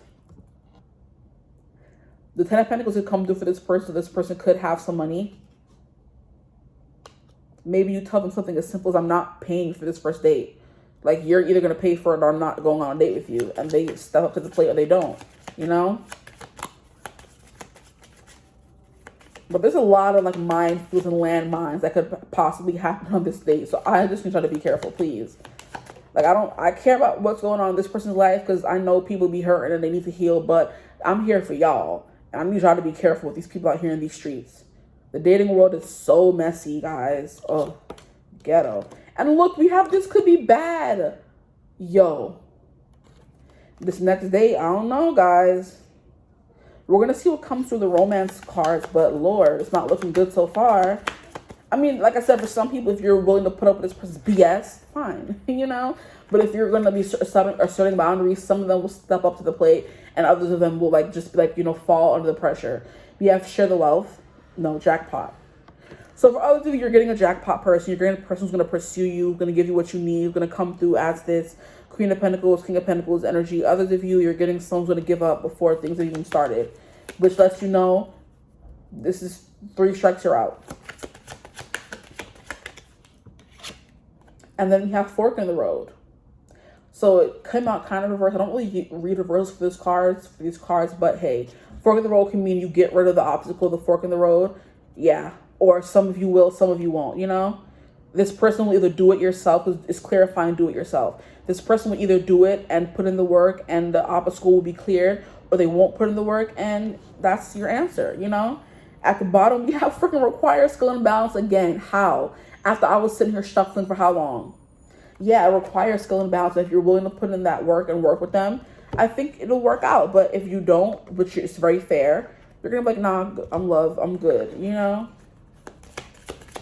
So what is going to be the outcome after this date? What comes after this date or during this date for my group 2s, please, Spirit? We have stay optimistic about your love life. So it may not go very well, and you may have to stay optimistic and move on, you know, to bigger and brighter horizons. You know, I'm hearing this too shall pass, okay? You have positive thinking and faith will bring you romance. Stay optimistic about your love life. So even if this goes horribly wrong, I'm hearing morally wrong. This person could be morally wrong. I don't know.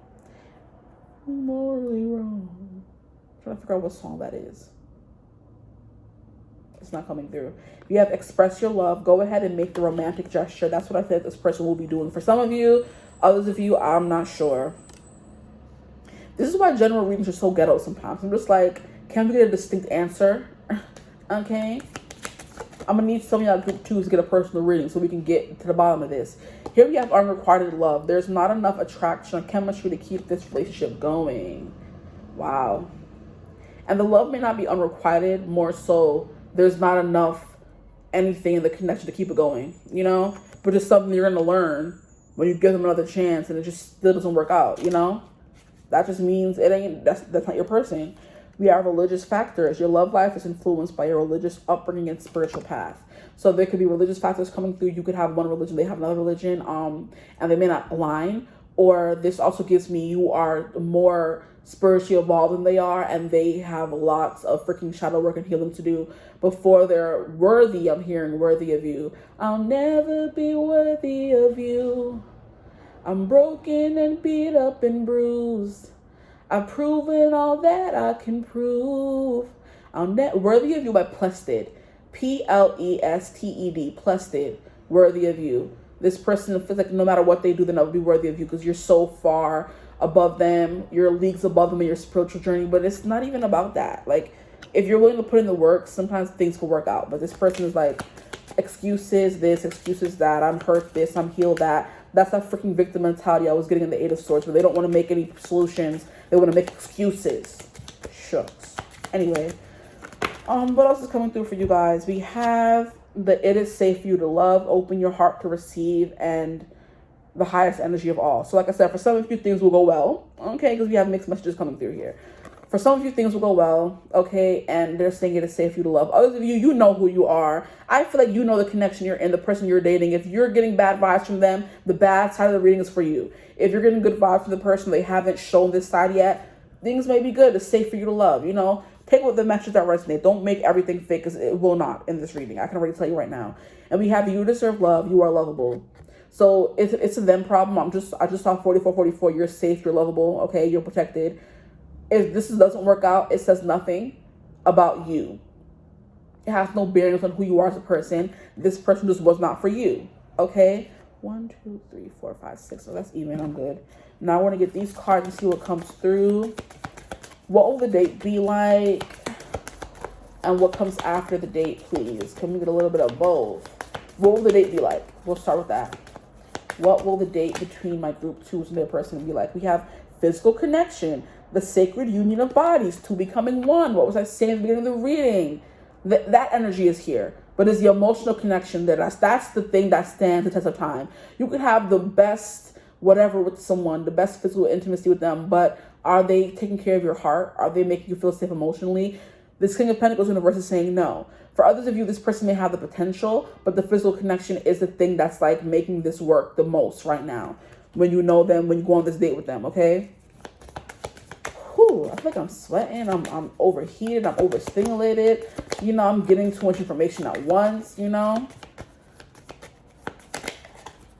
What is the date going to be like? So physical connection, yeah. Some of you, this could be like a booty call, something like that. You're getting flued out, you know, hook up, friends with benefits kind of situation. What will the date be like for my group 2s? We have you are worthy. Now we have you deserve love and you are worthy. Yeah, there's something here that's going to shake you, I feel like. This person not being what you thought they were going to be and disappointing you, or this person just, you know, the date going so bad and you're just like, I'm never going to find the person I want to be with. And they're just like, no, don't do that. You are worthy. Your worth doesn't depend on another person. They said what they said. You heard me? You heard this card? Your worth does not depend on another person. Okay. I'm hearing, I'm every woman. It's all in me. Like, you are that girl, that bee. Like, stop playing with yourself. The more you keep thinking this, the more you're going to be attracting these low vibrational people. It's just my vibe. Yeah, they can have feelings for you. Yeah, they can even love you. But if they're not giving you what you need, they're not for you. And if you keep letting them not give you what you need, they're never going to be for you. Oh, the ghetto. I'm sorry. I'm getting crazy. But I just feel so passionate about these things. I need y'all to be with people who treat y'all like kings and queens, empresses and emperors. Leave these unhealed people behind in 2024. I feel like a pastor. We have love language affirmations, loving words hold great power. Now, for those of you where things are going well, on the other hand, I do think words of affirmation is going to be a big thing with this person or this date. Lord. We have unexpected connection, opposites attract, and that could be what's causing this friction. That could be what's causing this friction. That you guys are opposites. I'm hearing in every version of the word. You're opposites in every sense of the word. Trying to figure it out. We have honest communication, which is what I was getting when I got all these swords. You're going to be having a lot of that. So you guys are going to be very open and honest about what you want. It could just end up being at the end of the day, you guys are not looking for the same things. You went on the date, had a good time. They were a little closed off and cagey is what I'm getting. The Four of Pentacles gives me cagey. Like I'm asking you questions you don't want to answer, or you're being like, oh, you know what I mean? You're being cagey. And that's what's coming through in your reading right now. But expect a heart-to-heart conversation. There will be heart-to-heart conversations for some of you here. For all of you, I feel like. But it just depends what happens after that. And then we have keys. So some of you ain't even looking for nothing serious. So stop playing. We have the energy is fun and lighthearted, but uncertain. I feel like that's a very good summary of what I've been getting in this reading. The date will go well. You guys will open up, but they may never call you again. They may ghost you. They may never hit you up. There's something about that coming through. They just want it to be fun and lighthearted, If they're uncertain about how things are going to go, they're feeling a little insecure, unworthy kind of energy. And they need you to always constantly validate them. And that's not a cute connection to be in. Yeah, that could be what this words of affirmation is. They always need you to tell them, oh, yeah, I love you and I want to be with you. Da, da, da. Sometimes, or sooner or later, you have to learn to be that person for yourself, child. You can't keep telling this person, oh, yeah, I want to be with you. You're great. You're amazing. They have to start believing it. You could say it as much as you want, but they're not going to believe it. What are we doing? Shoot. And then we have psychic connection at the bottom of the deck. We have your communication goes beyond mere words. Okay, well, we still need that communication outright. So these could be things you already know. And I'm just clarifying them for you, and I hope it helps. But I'm going to leave your reading right here. I hope it resonated. If it did, feel free to like, comment, subscribe, join the tribe. We'd love to have you. If you would ever like to book a personal reading with me, you could always get in contact with me using my email in the description box below. But I hope you're having a beautiful, wonderful day whenever you're watching this reading. And as always, I will see you gorgeous people in the next one. Bye. If you need a personal reading, I'm here as well. Like I said, in the description box, email me. I got you. But yeah, bye guys. Hello, my gorgeous group threes. Welcome to your reading. If you chose thumbnail image 3, energy 3, number 3, however you got here, welcome. Today, we're going to be getting into your next date and who will it be with. So first, we're going to get a who to tap you into the person you're going to be going on the date with, getting to know them a little bit better before you get to know them better, And then we're going to get into what the date will be like, whatever comes through is going to come through. So first and foremost, when I was placing your cards down on the desk, one of the cards from the Romance Angels deck flew out, which was heart-to-heart conversation. So that's definitely something that's going to be going on during the date, okay? You guys are going to be getting to know each other very well. Honestly, discuss your feelings with each other. Honesty is going to be a big thing. You guys are going to be going deep, and this person is not, I'm afraid to bear all, okay? This is going to be someone who tells you the cold, hard facts of their life. They may seem a little clinical, but it's going to be it's like they're well-meaning. It's not purposely trying to be cold, or they're going to be like, my birthday's this, my favorite color is this, they're just listing out facts maybe, but it will lead to heart-to-heart conversations. You could be the one to be like, hey, chill, we have to get to know each other better. We have to get deeper. I don't want to know how tall you are. I want to know what shaped into the person you are today, those kinds of things, instead of the cold, hard, clinical facts about this person. I weigh this much, I go to the gym this time, I work from 9 to 5 on these days. I'm like, those things are important, but getting to the heart of someone is even more so important. So that's something that's going to be happening on this date. So, and that makes a lot of sense with the cold, clinical approach, because first and foremost, at the bottom of the deck, before I started shuffling, we have the Emperor. And then when I started shuffling, we have the King of Swords, which kind of have the same energy, if you will, because the Emperor embodies all the kings, and the King of Swords is a king. So this person may be showcasing the more King of Swords side of their personality on this date. But this person is a King of Swords. And I do believe they are an emperor on their way to being an emperor. The only thing they could be missing is, communication skills, maybe.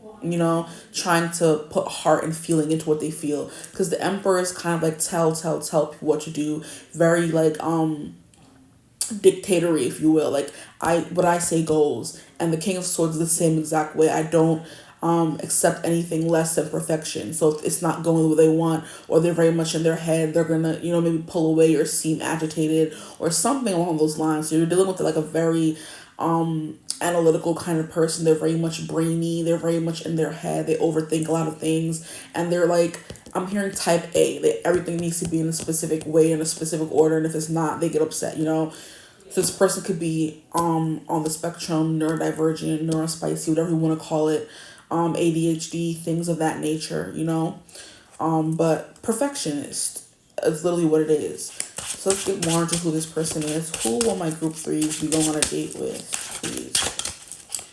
Who, their next date? Ooh, it's coming through again. I remember when I used to be doing readings on my other channel, it would be whenever I would say who, I would hear an owl. And it didn't come through every time in every reading. It just came through in specific instances.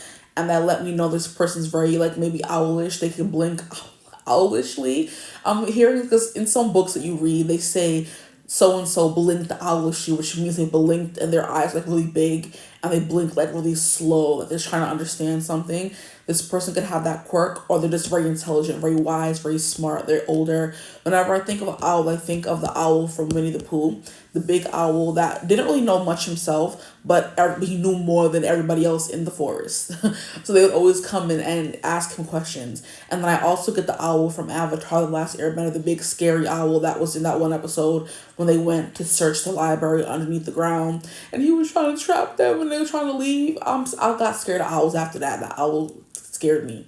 But there's something here about wisdom, knowledge, books, something like that. So that does tie into the whole King of Swords. This person likes to read, but they're also like very wise, you know what I mean? Very perceptive.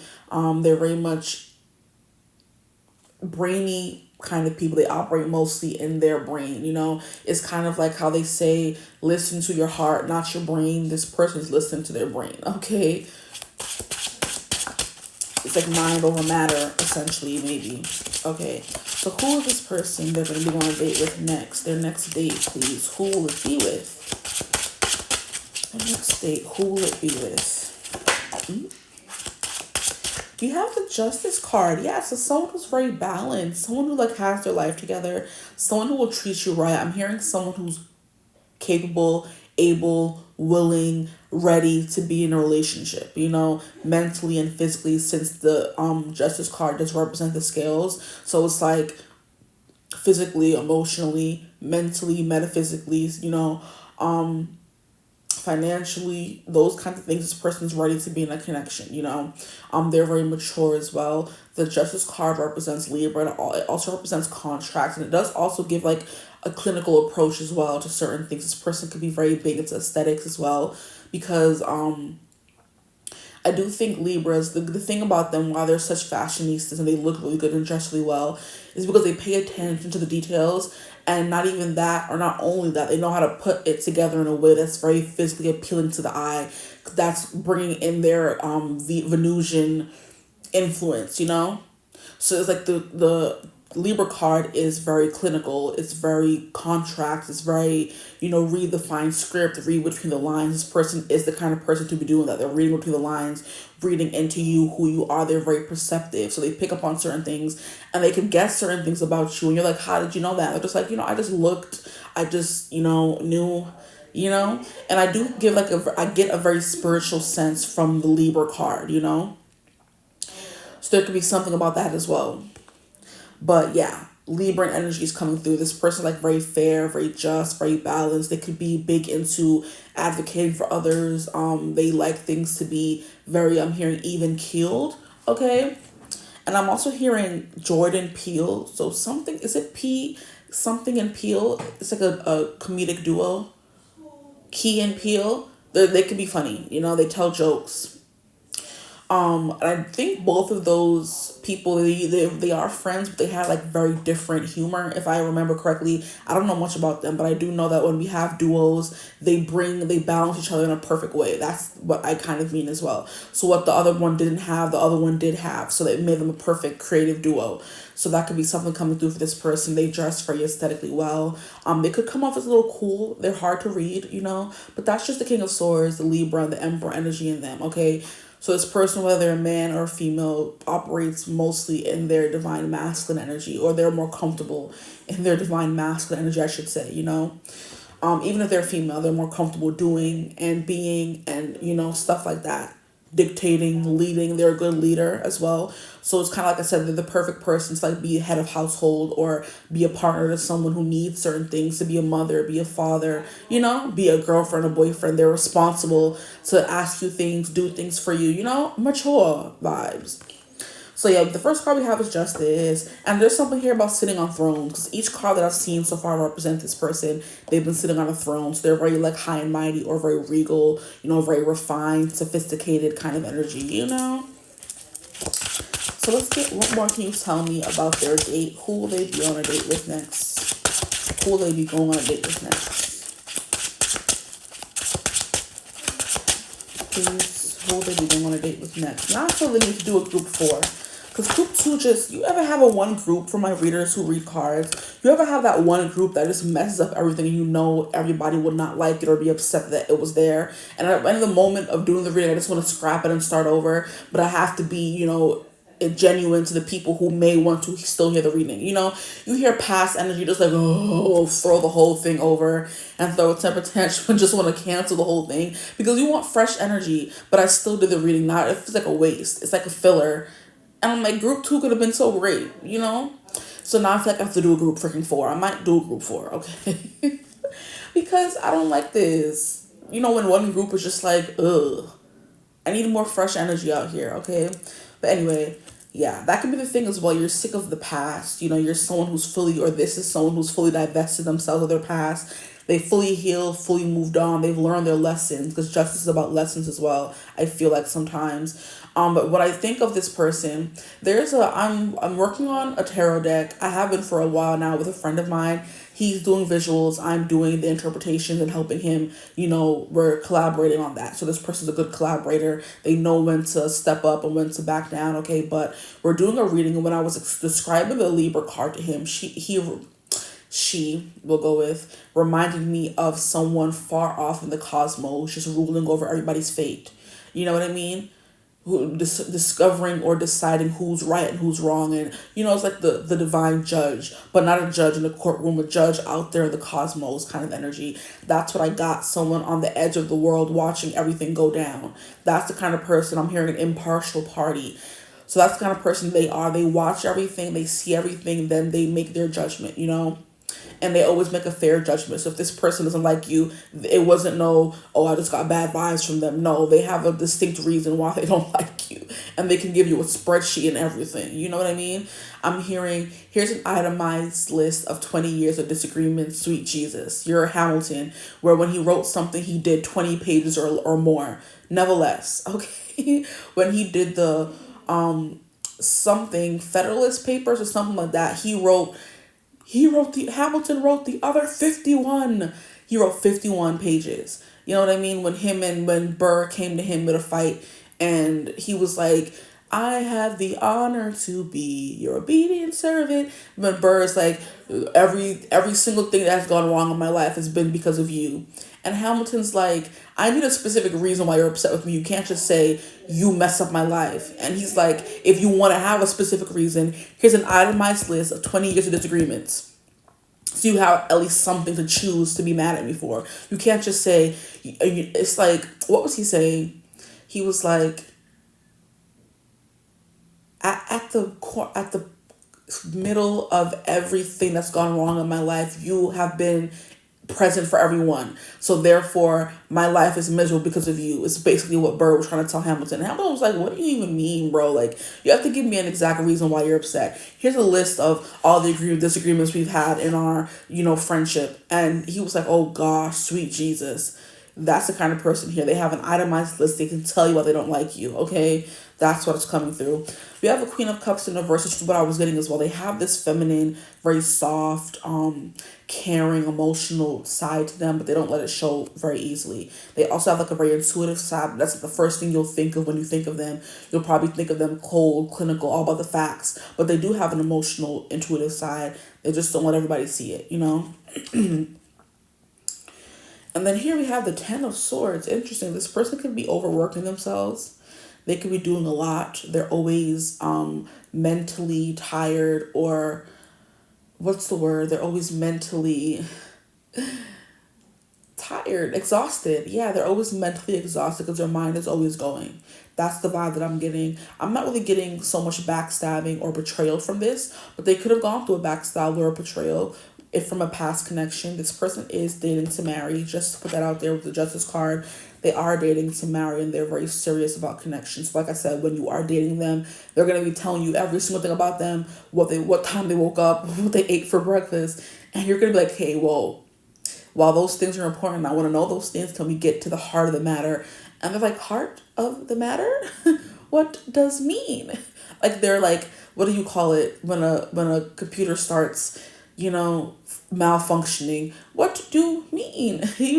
Twitching and stuff like that, because heart of the matter, we're going to get deep on the first date. Oh God. Maybe intimacy can intimidate this person, where when it gets really deep and emotional and kissy, feely, and this hurt you when I was a child and this affected me. They're just like very touchy. They're very prickly when it comes to that.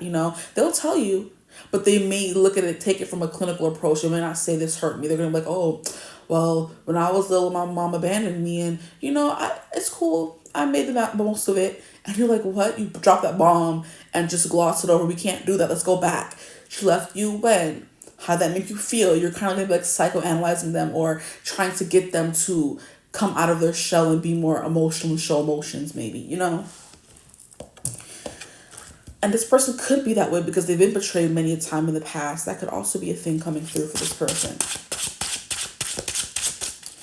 But who is this person that they're going to be dating? Please. Is this the Emperor? Tell me it's not. No, it's Temperance. Okay. Temperance and Justice kind of give me the same vibes.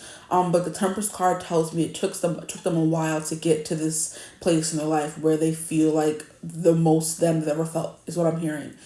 It took them a while to get here. It took them a while to be confident. It took them a while to be on balance. You know what I mean?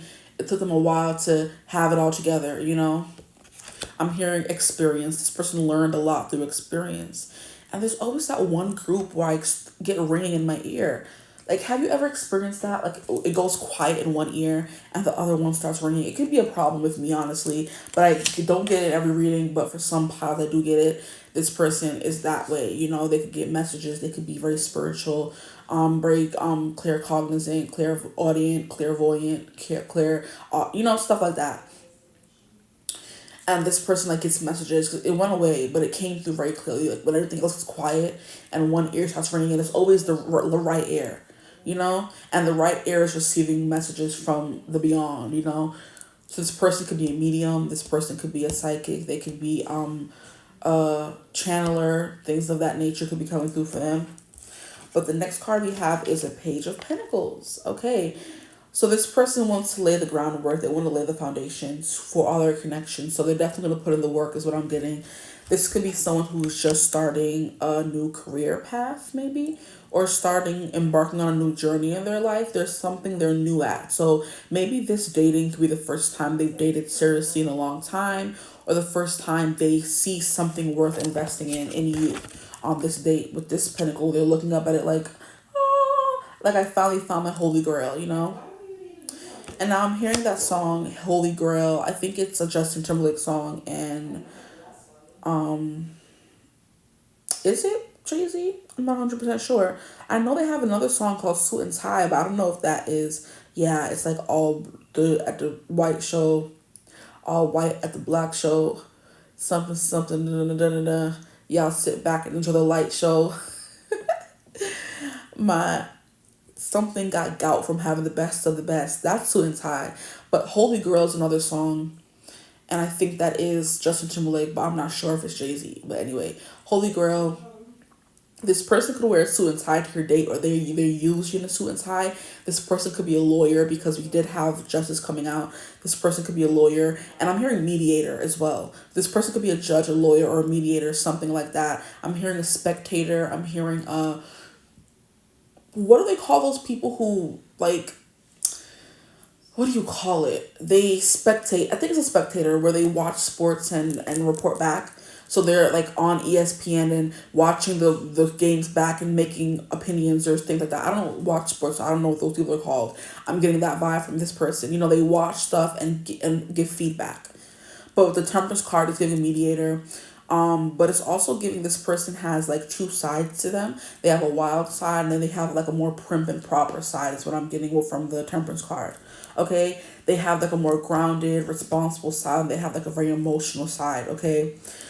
Here we have the Sun in reverse, and we have the Knight of Pentacles in reverse, but we're going to put these back and see what else comes out. Who will they be dating next, please, my group threes? Who will they date next?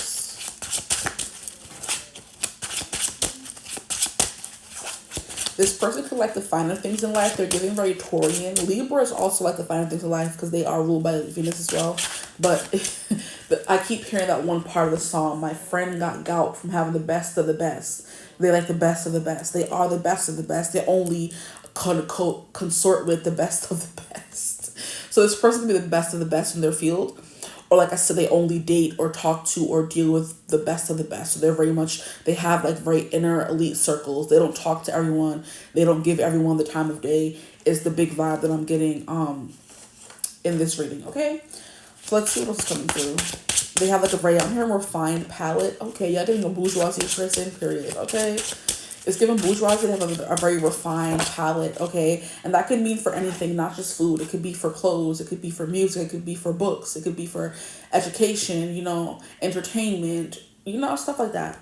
Here we have the Six of Cups in reverse. Coming up to clarify the Justice card, why is it in reverse?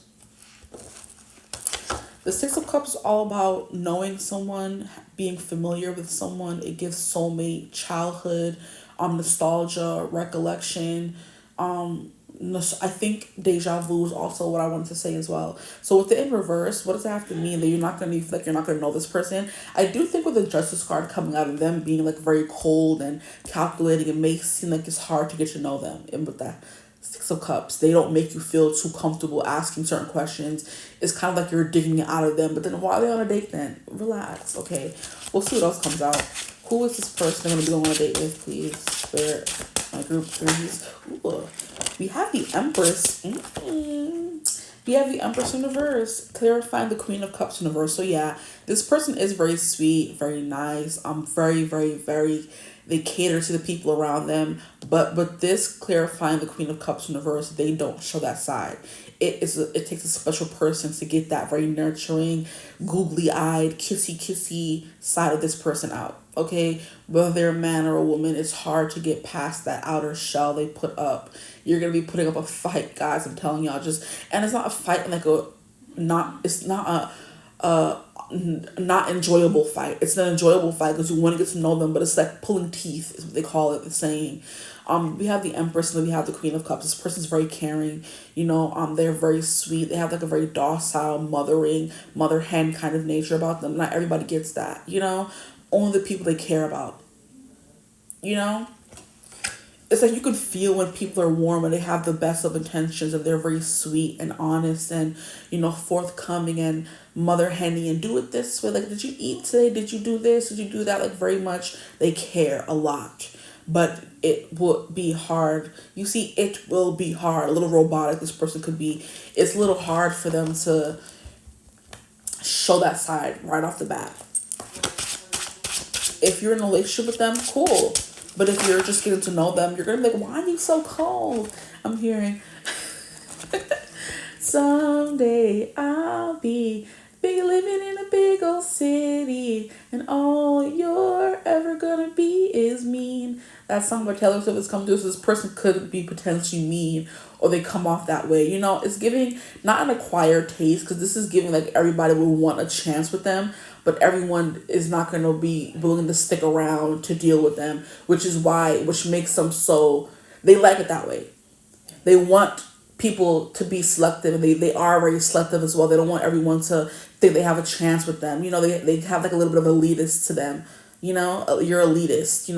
I'm hearing that part in Hamilton. Hamilton keeps coming through, so Hamilton can be important. This person is the kind of person who likes theater, not theater, theater.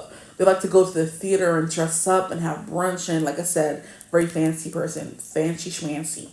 But I remember the part in Hamilton where he's in love with France, so elitist. They're talking about Jefferson, they're like, something, that's just the fetus. And Jefferson's in love with France. He's so elitist, the election between, what's that other guy's name? John something. Sit down, John. John something. I forget his name. But the second president of the United States, John Adams, John Quincy Jones, I don't know. Y'all know what? If y'all have seen Hamilton, you know what I'm talking about. But John something. And he's going up against Jefferson. So there's something here about defeatists and elections and politics or law. Something about that keeps coming through because we keep getting Hamilton references. That's the only way I know about law, because I'm not big. I love law. I love politics, stuff like that. But I've never officially studied anything about it. So the only way I could kind of explain it to you probably is through Hamilton, because I know that very well. But debates and stuff like that. They're having a debate to figure out who's going to be the next president. And they're just like, Jefferson, SHAT, the bed, he's in traction. And I'm like, Adams, John is not going to win. That's just the fetus. And Jefferson's so in love with France. He's so elitist. That's what your person's giving. They're elitist, okay? We have the Tower, clarifying the Ten of Swords.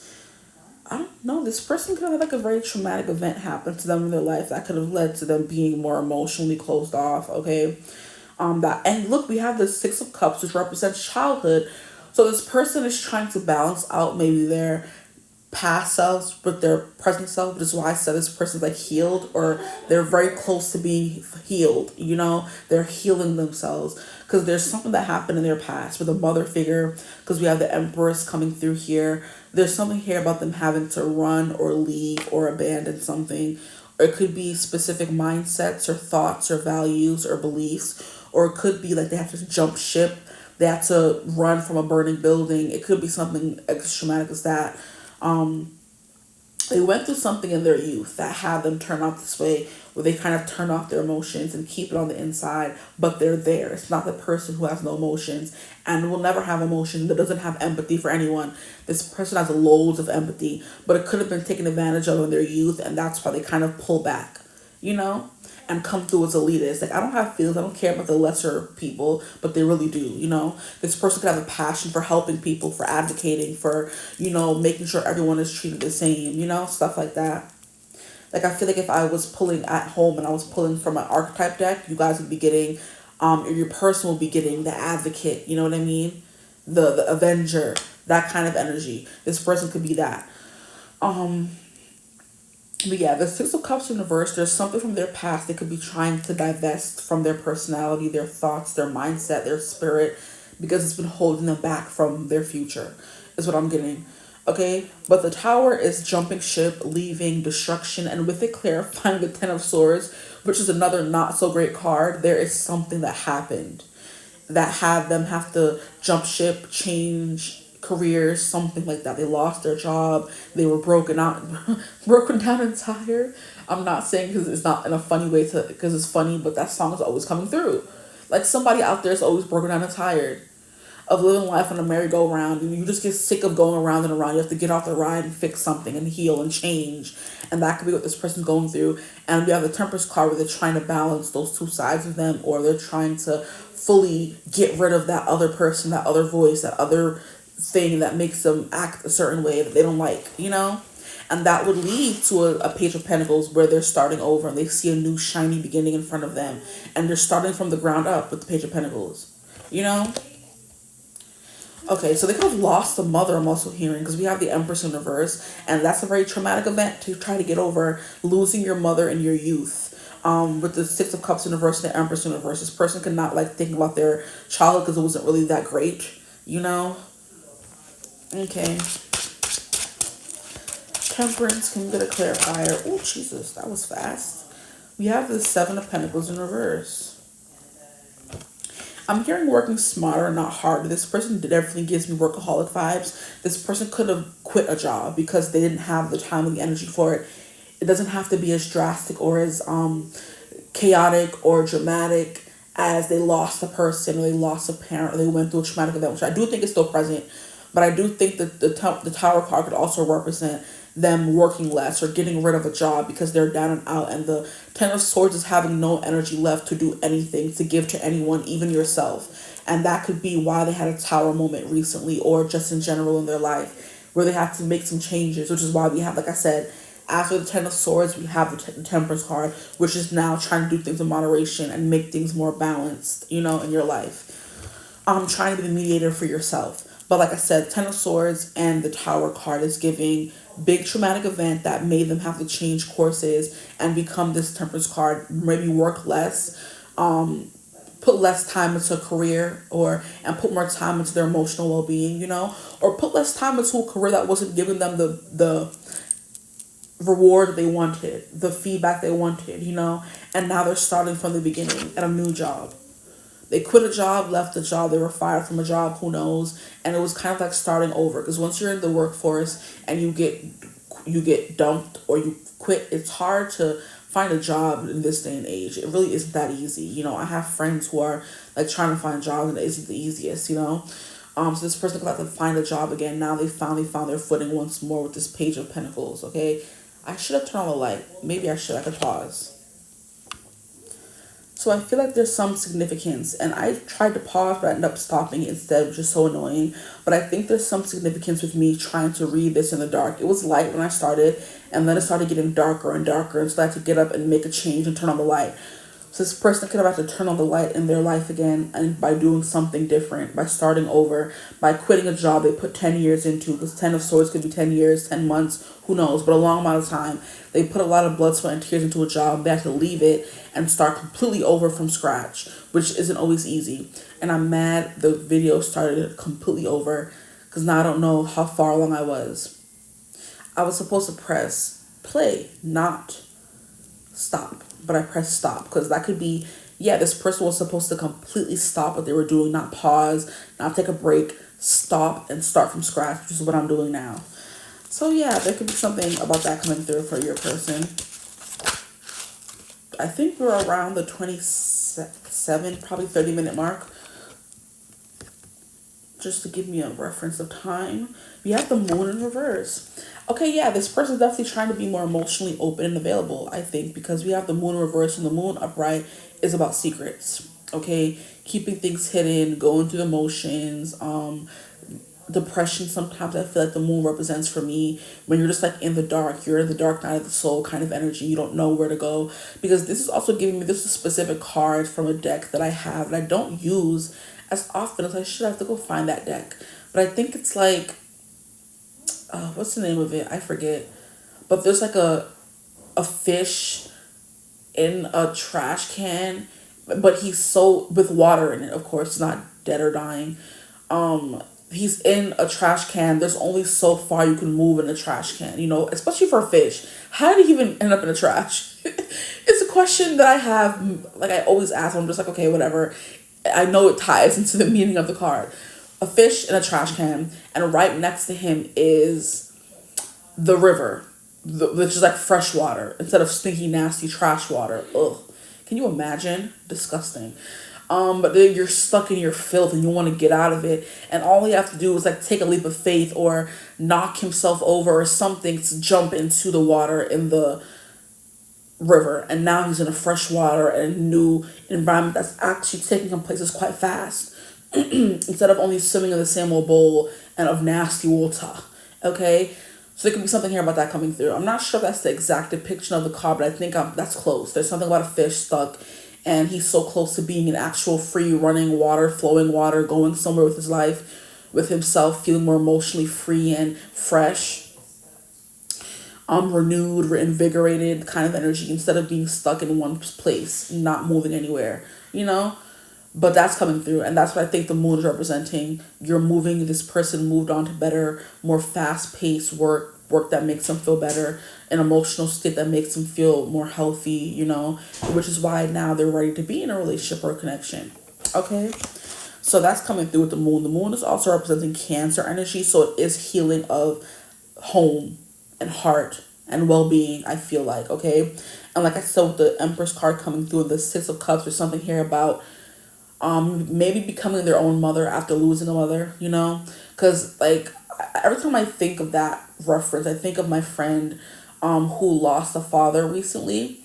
And there's something someone who worked with her told her. Because I was trying to tell her how it felt to lose a mother. Like, I lost my mother when I was, like, 15. I'm like, I know the feeling of losing a parent. I'm sorry. And she was going to school and, like, crying all the time. Just really, really distraught. And someone at school told her, if you need someone to talk to, or if you need to cry, just cry. There's no need to hide what you're feeling. So this person could be used to hiding what they're feeling or thinking that crying is a weakness, stuff like that.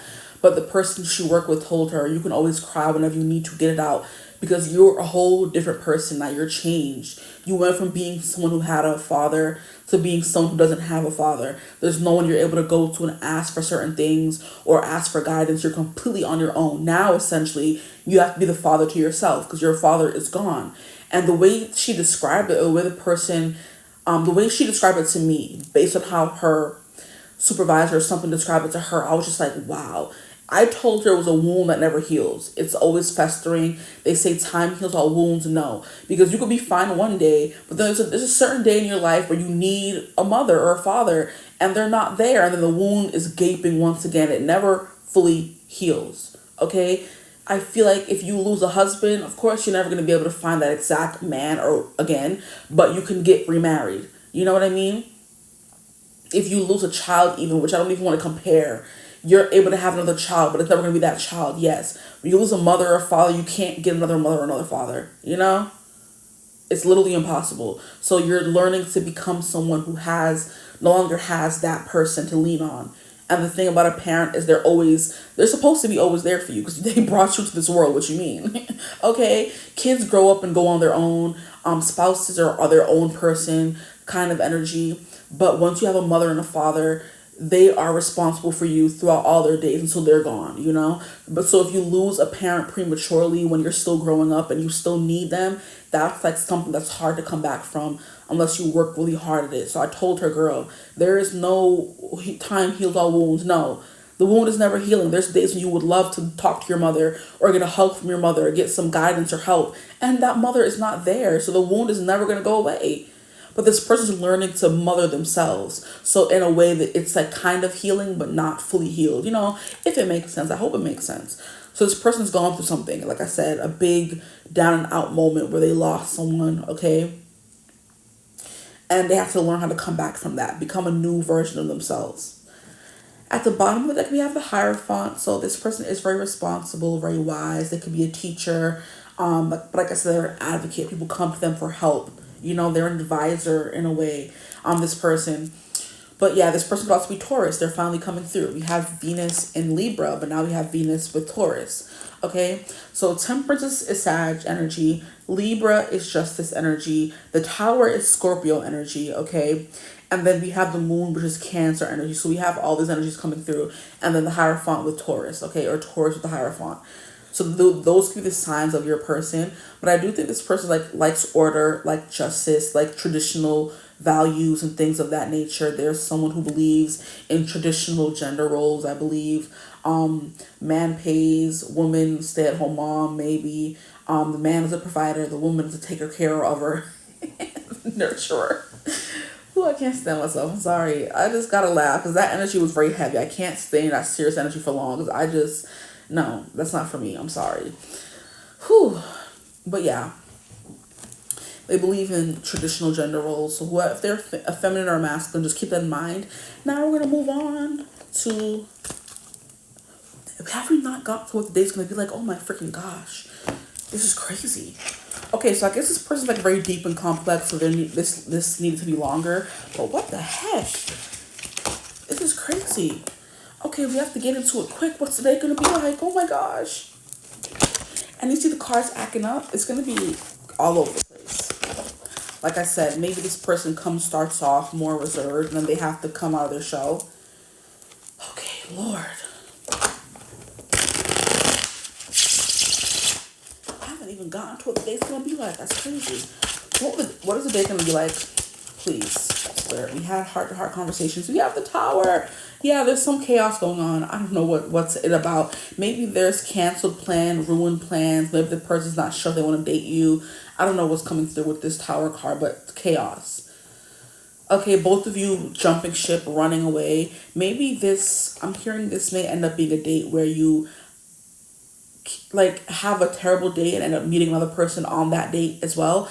It's like you're having a bad date with someone and that date is like tarnished. It's, dashed to the side, and on that same date you meet someone else. That's like a really cool origin story for a relationship, honestly. Here we have the Two of Swords. A lot of decision making. This person has to decide, or you guys both have to decide what you guys want to do if things go wrong, if you want another date, maybe if the date doesn't go to plan. But the Two of Swords is making decisions. You have two choices laid in front of you. Maybe this person has to decide if they want to date you, or you have to decide if you want to date them. Because you could have two options. Of course that freaking sound wants to come on now. We have Ten of Cups in reverse, and we have Page of Cups. Yeah, I don't know. This person's going to be coming off as like very emotionally closed down. That's definitely something that's coming through. We have the Page of Cups in reverse, which is all about like crushes and falling in for someone, like the beginnings of falling, messaging someone, reaching out to them, telling them you like them. This person may hold those things back, and you may think it's a disaster, but then I think a change is going to come is what I'm hearing. A change is going to come is also a song by Sam Cooke, so that could be important as well. It's also Black History Month, so happy Black History Month, guys. We have Three of Cups. Yeah, look, a change is going to come. You're going to end up having fun, even if this person is like not so lovey-dovey and not so emotionally forthcoming, or I'm hearing this, what do you call affectionate is what I'm getting. This person may not hold your hand, stare longingly into your eyes, okay, but they're going to be there for you. Okay, they're going to pay for the date. I'm getting, if this is a guy you're going to be going on a date with, you're going to have a good time. There could be some drinking involved. The drinking could loosen them up, or I'm hearing loosen their lips. Okay. Where's the... I need to have this on. 3:42. I still have time. Okay. Yeah, Three of Cups, like enjoying yourself, having a great time, getting to know someone, having drinks, dancing, you know what I mean? So dancing, drinking could be a part of this date as well. And look, the World, an accomplishment. Clarifying the Tower. So it may start off rocky. It may start off where you want to leave and you're not sure if you want to stay. I'm seeing 11-11, but like I said, I do think the tide changes. The World card, you start seeing this person for who they are. Maybe it starts off with you guys going deep, head first into some deep topics. Because I do think naturally when you go on a date with someone, there was a talking period.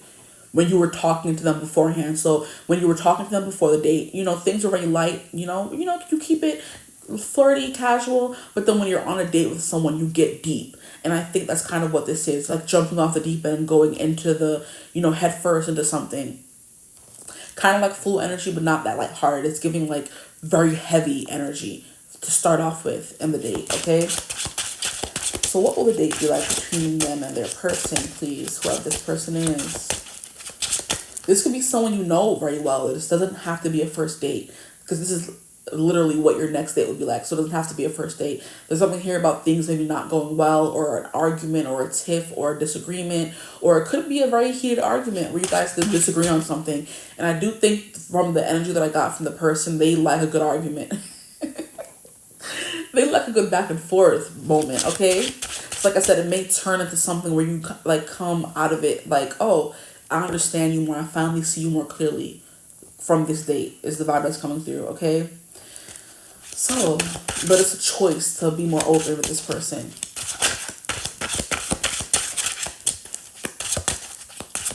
What will their date be like? Please, this date. What will this date be like? What? Ooh, Lord, Father. We have the Wheel of Fortune. Look at that change that I was saying is coming through.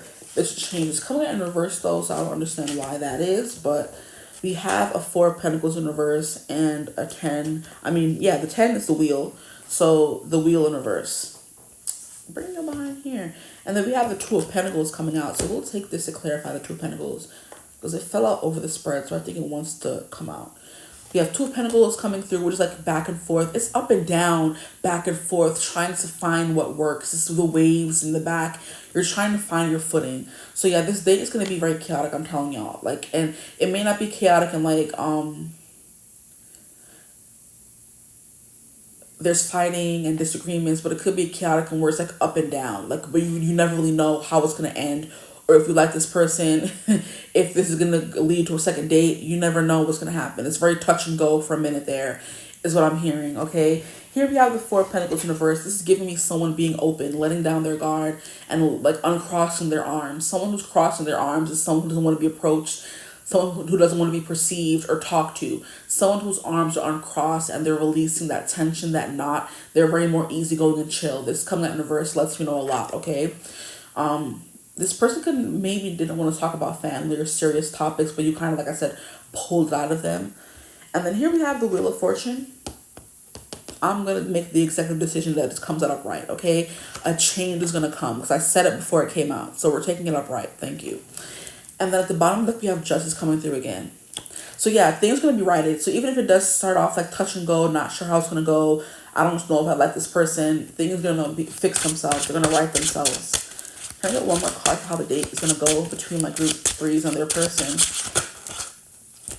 And then we have the 8 of Pentacles in reverse. And then the card that wanted to come out as well. Oh, a few of them. Okay, so these are clarified, I feel like. And they're all wands. So this person's very hard-headed and stubborn, and so could you. So it leads to a lot of butting heads. And butting heads is not always a negative thing, which is what I was kind of saying. Debating and going back and forth doesn't always have to be seen in a negative light. Being competitive, banter, disagreements, debates are not always negative. They don't always have to be negative. And that's kind of what I think you're going to learn on this date with this person. That just because you don't agree or you guys both have strong opinions, it doesn't mean you're not compatible. There's always a way for grown people, grown folks to make things work, okay? We have 2 of Wands, progression, growth, planning, another date, another date. Okay, I'm done. But yeah, 2 of Wands, world, saying you're going to travel and explore things together, see where things go. Because you both like each other. You guys, I think there's something to be said about 2 strong-minded individuals, okay? And they're just like, there's a tension in that, a sexiness in that. And I do think you guys are able to see the good in that. In a way, other people would think, oh, this person only wants to fight and argue. No, we're discussing things. We're having heated debates and topics. That's sexy. That's tension. That's banter. That's getting to know each other. That's heart-to-heart conversations.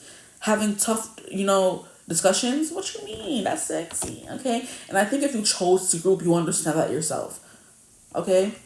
Thank you for turning off. Stupid heater. I hate that heater. It's not even hot. It's not even cold outside like that.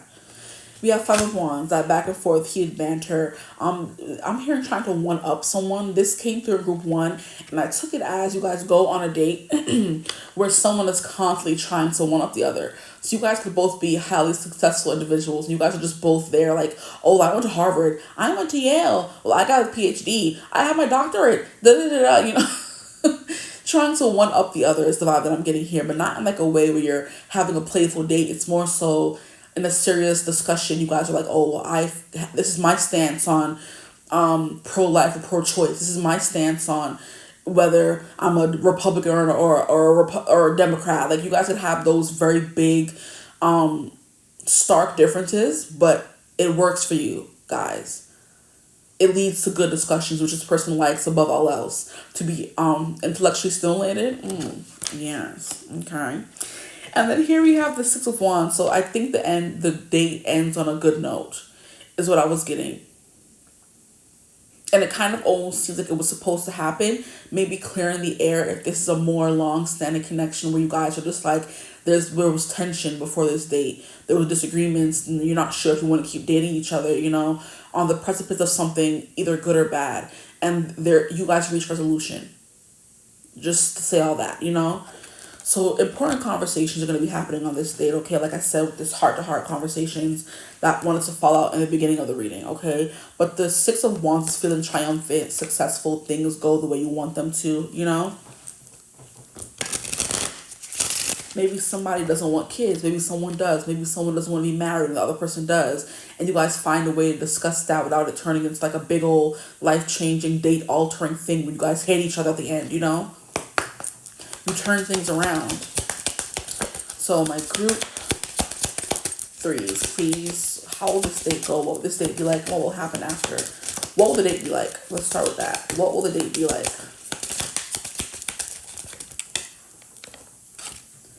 We have chemistry. There's a strong magnetic attraction here. So there's going to be chemistry. We love to see it. Okay.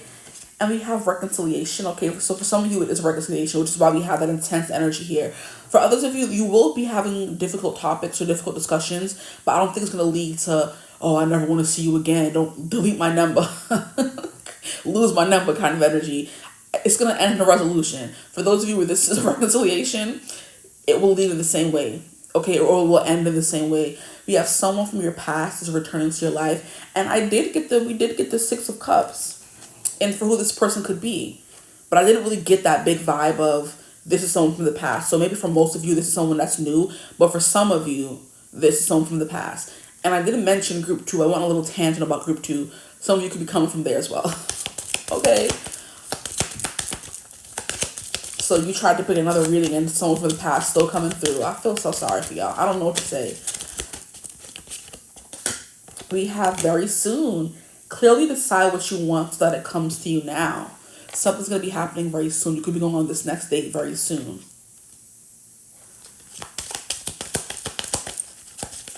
Maybe you guys could go through a traumatic event together. Maybe you guys both have to leave somewhere fast, or, you know, and that builds bonding when you have to go through something together and, you know, like something catches on fire. You have to excavate evacuate the building very quickly. That builds, you know, bonds. Or you guys could bond over both losing a parent or losing someone important to you or something like that. Like, I think this is going to be like a very deep date. It's not going to be surface level. It's not going to be easy breezy. It's not going to be flirting and light. It's going to be very like difficult topics, serious discussions, stuff like that. We have give your relationship a chance. That's what you're going to decide to do, I feel like. Work on your partnership. Even if you guys are, one is a Republican, one's a Democrat, and your beliefs are not like, they don't align perfectly, there's a diplomat in this person. And there could be a diplomat in you as well, where you decide. And it's funny how we have the Two of Swords, and I was talking about like pro-life or pro-choice. You decide and choose to stay and try to make things work anyway, you know? Opposites attract kind of vibes here. We have attraction. Wow. Chemistry and attraction. There is going to be that banter, that tension, which is why you guys don't want to get up and leave, even if you don't agree on every single thing. It's not cute to be with someone who's like a yes man or agrees with everything you say. It's nice to have that duality, that, you know, that polarity sometimes. The person's just like, have you ever thought of it this way though? You know, they help you grow, expand your mind. That's sexy. Who's sexy? I'm sexy. Who's sexy? I'm sexy. Who's sexy? I'm sexy. I'm sexy. Let's go. I'm sorry. That just wanted to come through, so I said it. We have you attract romantic love by enjoying this moment fully. You guys are definitely going to be in a heated discussion, and people around you are going to be like, are they fighting? Or are they going to kiss? That tension, okay? This could be a little bit of enemies to lovers as well, where you thought you would never date someone like this, but here you are. Don't fall now.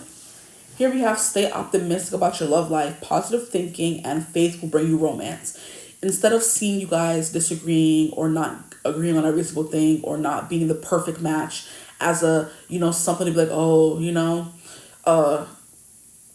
deterrent, I don't know what the thing is, to deter you from continuing. I think you're going to stay optimistic and see this could actually go somewhere. For those of you where you decide this is the last date, if it's the first date, the third, the 15th date, where you decide this is the last date, they're saying to stay optimistic about your love life, okay? Because after this, there will be some success coming for your way with the Six of Wands. You have options, so don't worry about nothing. Now, here we have the keep an open mind. Exactly. Your soulmate may differ from your usual type and expectations. Emphasis on the expectations. It has nothing to do with type, because I think with chemistry and attraction, y'all are physically attracted to each other. It has to do with what you expect a person you're going to be with to be like, what they're supposed to believe in, how they're supposed to act, things like that, what they're supposed to have gone through. There's something here with that coming through. Your expectations are going to have to take a back seat, and you have to give it a chance, despite all the things that tell you this person isn't for you, is what I'm getting. Give them a chance. 1, 2, 3, 4, 5, 6, 7. One more card. I need an even number. I have to. Thank you. And we have forgiving and learning. As you release and heal the past, you experience more love in the present moments. And this is a lot what we were speaking about with your person in the beginning. It could be the same for you as well, where you guys are doing a lot of forgiving and learning in your life. You're forgiving people from your past who may have hurt you, and you're learning why you have to go through it because it made you a better person. You're looking at the lesson instead of, oh my gosh, why did this happen to me? You're looking at what it taught you instead, looking on the bright side, staying optimistic about your love life or just life in general, you know? But yeah, you guys have both been releasing and healing a lot of your past energy. This could just be coming through for your person, but could be coming through for you as well. Okay, that's enough for that deck. Oh crap, I need to pull from all the decks. Oh my goodness. What will their date be like? What will happen after the date, please? What will happen after the date? Is this trust your path? No, falling in love. Look at that. You're going to fall in love. We have sudden feelings that this is the one. You know what I mean? I'm hearing trust building exercises or bond building exercises go a long way for a first date or a third date or a 15th date, whatever date this will be for you. You know, it's going to be different for everyone. But I think that kind of trauma bonding, building, being vulnerable, getting through conflict resolution, those things build character and bonds, okay? And that's what's coming through for you guys. You're going to be falling in love on this next stage. Not a whole stack of y'all falling through. Oh my goodness gracious. Okay. We have burning desire. That's that attraction and chemistry. Okay. We have flames of passion ignite. So no matter how much you guys disagree, that passion, that burning, that desire is going to be there. Strong. We have let go of the past. That's that forgiving and learning. Maybe this person may trigger something in you that makes you think they're like your past person or people you've been with in the past. And it's like they're not. Just, you know, don't react. There's a method I've been learning in my classes for psychotherapy 101. And it's like stop. Is it stop? Yes. It's stop. If you feel the need to react negatively or say something or burst out into something or, you know, stop. Think it through. What's the O? I forgot what the O meant. And the P is patience. Oh, what was O for? But there's that method where the guy was like, if you're feeling yourself wanting to ghost someone or leave someone or avoid someone, all those tendencies we have when it comes to attachment styles, stop and think about what you're saying. I forget. And then patience, just have patience with yourself, you know? I'm so mad I can't forget what O is, but there's something here about that coming through. Do not let this person trigger you into thinking they're like your people from the past. They're not. Let go of the past. In order to move on, you have to let go of the past, right? Don't compare this person to nobody you ever met, because this is not your past person. This is not your ex, okay? Clear the energy to allow more love into your life. Boom. Here we have open your heart. Love is the highest energy of all. Let it in. Open your heart. I think that's for them as well as you.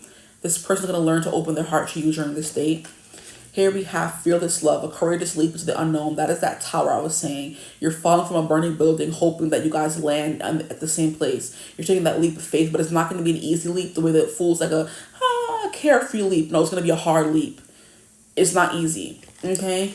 And then we have friendly support. Fairies, guides, and friends give aid. So if you need help, ask friends. You could meet this person through friends. This person ends up being a friend first. All of those instances are coming through.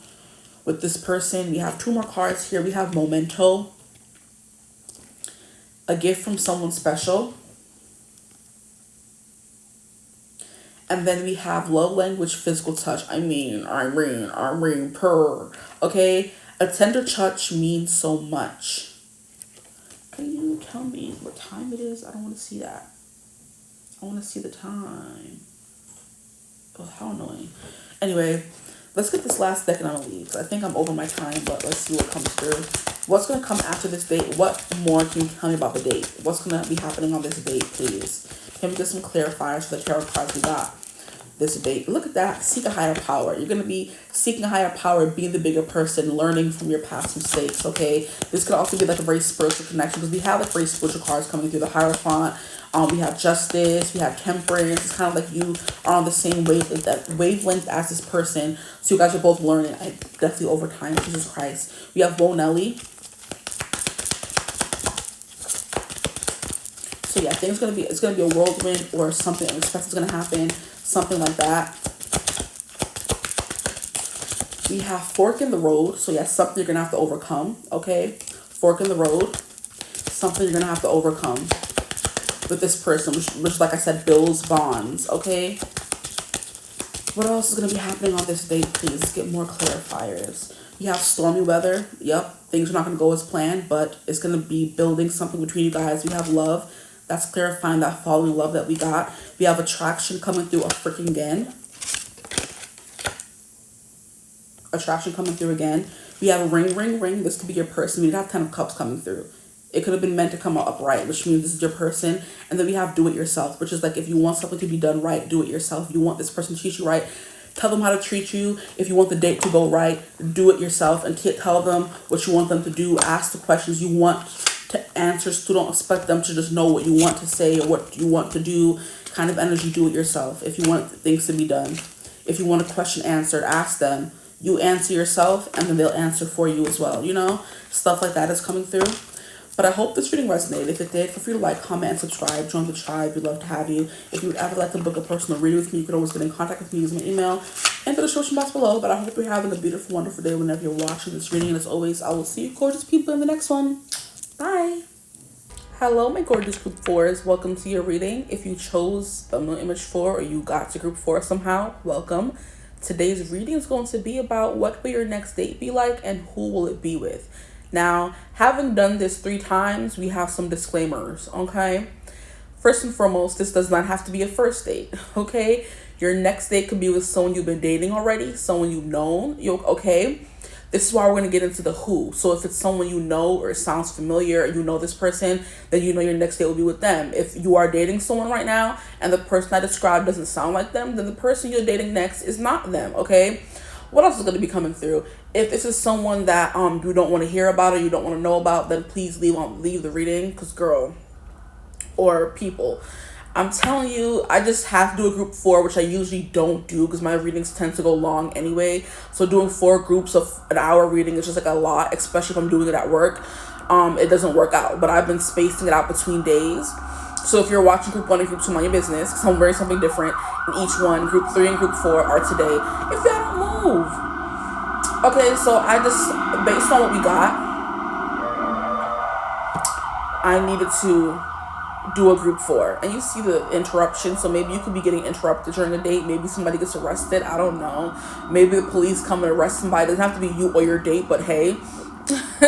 Are they a convict? Let me stop. We'll see what comes through. I don't think so.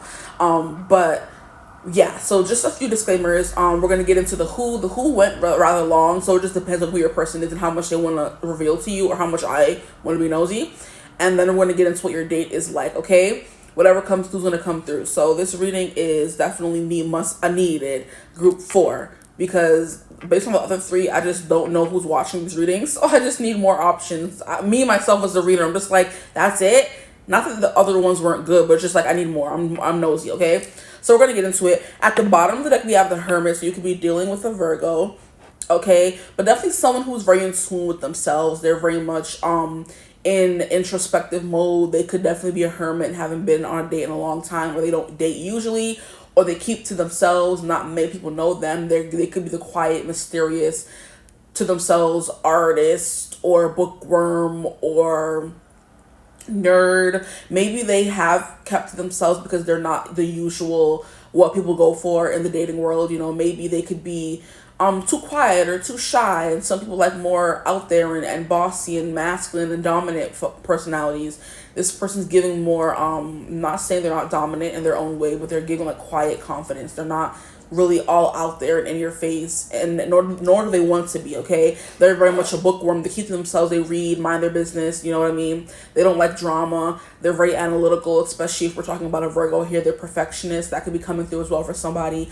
But this person is definitely someone who likes to be, they're more chilling at home than going outside, okay? So this date could potentially be at their home, at your home. Not saying it's going to lead to anything, but they could be like, I'm not really comfortable being outside. Can we do an inside date? I'm more comfortable with that, you know? And you may have to make some, what do they call it? Not consolations. You may have to make some, you know what I mean? When it comes to this person, you have to may have to make some, no. When it comes to this person, I just saw 333, so that's my confirmation. You may have to get creative, you know, because 3 is all about creation. It's all about the Empress. It's all about acting. So that's my confirmation as well. This person could be a creative. They're always in their little hermit mode, writing, drawing, making music, and they don't really come outside much. So they could be a catch, but they don't allow themselves to be around people a lot because they're always working on their craft. They could be very delectable, but they don't let too many people get close to them, you know? They're like a recluse. But anyway, as I was saying, you may have to make some consolations. I don't think that's the word, but we'll go with it when it comes to dating them, because they may need like special things. They're busy all the time. They work, they travel a lot, and you're going to have to like, you know, move around their schedule, work around their hang-ups, you know, if you will. So let's get into the reading. Who is this person they'll be dating next? That was a kind of ghetto shuffle. We have a 3 of Pentacles, so someone you could work with. This could be an artist you work with or you go to school with, and they are the person who like you like. But it takes a lot more than just being in the same class and taking the same, being interested in the same subjects to pique this person's interest, I feel like. But there's something here about they're in your community. So this person you're dating next is in your surroundings, whether it's school, whether it's class, whether it's an elective, a hobby. There's something about where like-minded individuals come to commiserate is what I'm hearing. Or collaborate, because the 3 of Pentacles is a collaborating card. This can be someone who's on your study group, someone who's in your group at class for a project, things like that is coming through. But it's definitely someone you work in close quarters with, you know?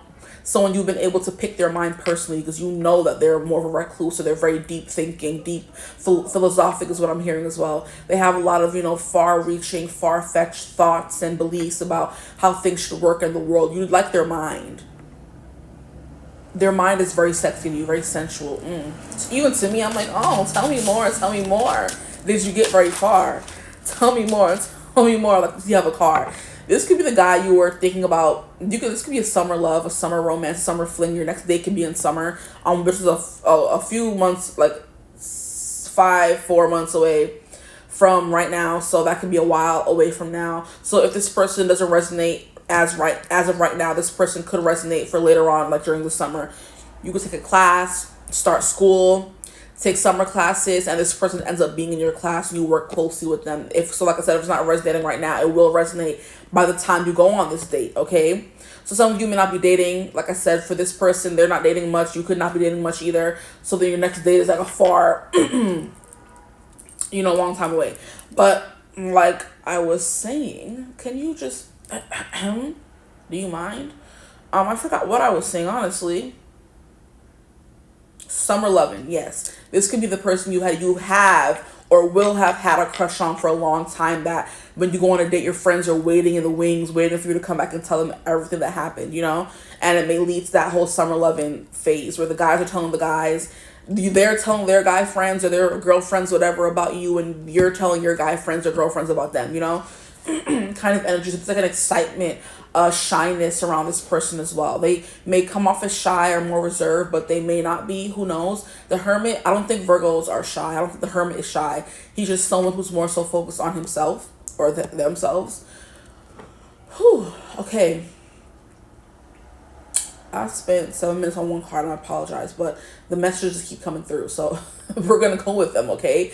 But yeah, there could be an energy of you've had a crush on this person for a long time, and by the time you go on this date, you will have had a crush on them for a long time, and you're finally getting that date. So your friends are ecstatic and excited and jumping and buzzing to hear about the person you've been having a crush on for so long. They want to know about what happened on the date, you know? Or for after he asks you out, or they ask you out, you're going to be running to your friends, you know? But anyway, we have 10 of Wands in reverse. Yeah, there's something here about this person being bogged down and burdened by maybe self-discovery or by their self-employed job is what I'm hearing as well. This person could work for themselves and they're just always, you know, in their little bunker. This person could be into photography as well, because I just heard dark room and I saw dark room as well, where this person's like, you know, developing film, and no one's ever going to see them or meet them because they're always by themselves, you know? Or always at home. It's kind of like that where they say, you're not going to meet your soulmate. They're not going to come and knock on your door. Well, they're always at home. So how are you going to meet them otherwise? Unless they go to a class or they go to something that allows them to be outside. So until this person decides to be outside and take a load off, Annie. Take a load off, Annie. I'm acting a fool in this reading. I'm so sorry. Yeah, until this person takes a load off, you're not going to be able to see them. So this person's very much like on their own, working hermit mode, hunker down, working on a project. If they're into music, photography, art, stuff like that, they're hunkering down or they're working right now. I'm hearing Broadway as well. Lord, this person's like, and Broadway is very busy because there's mad shows one day, first and foremost.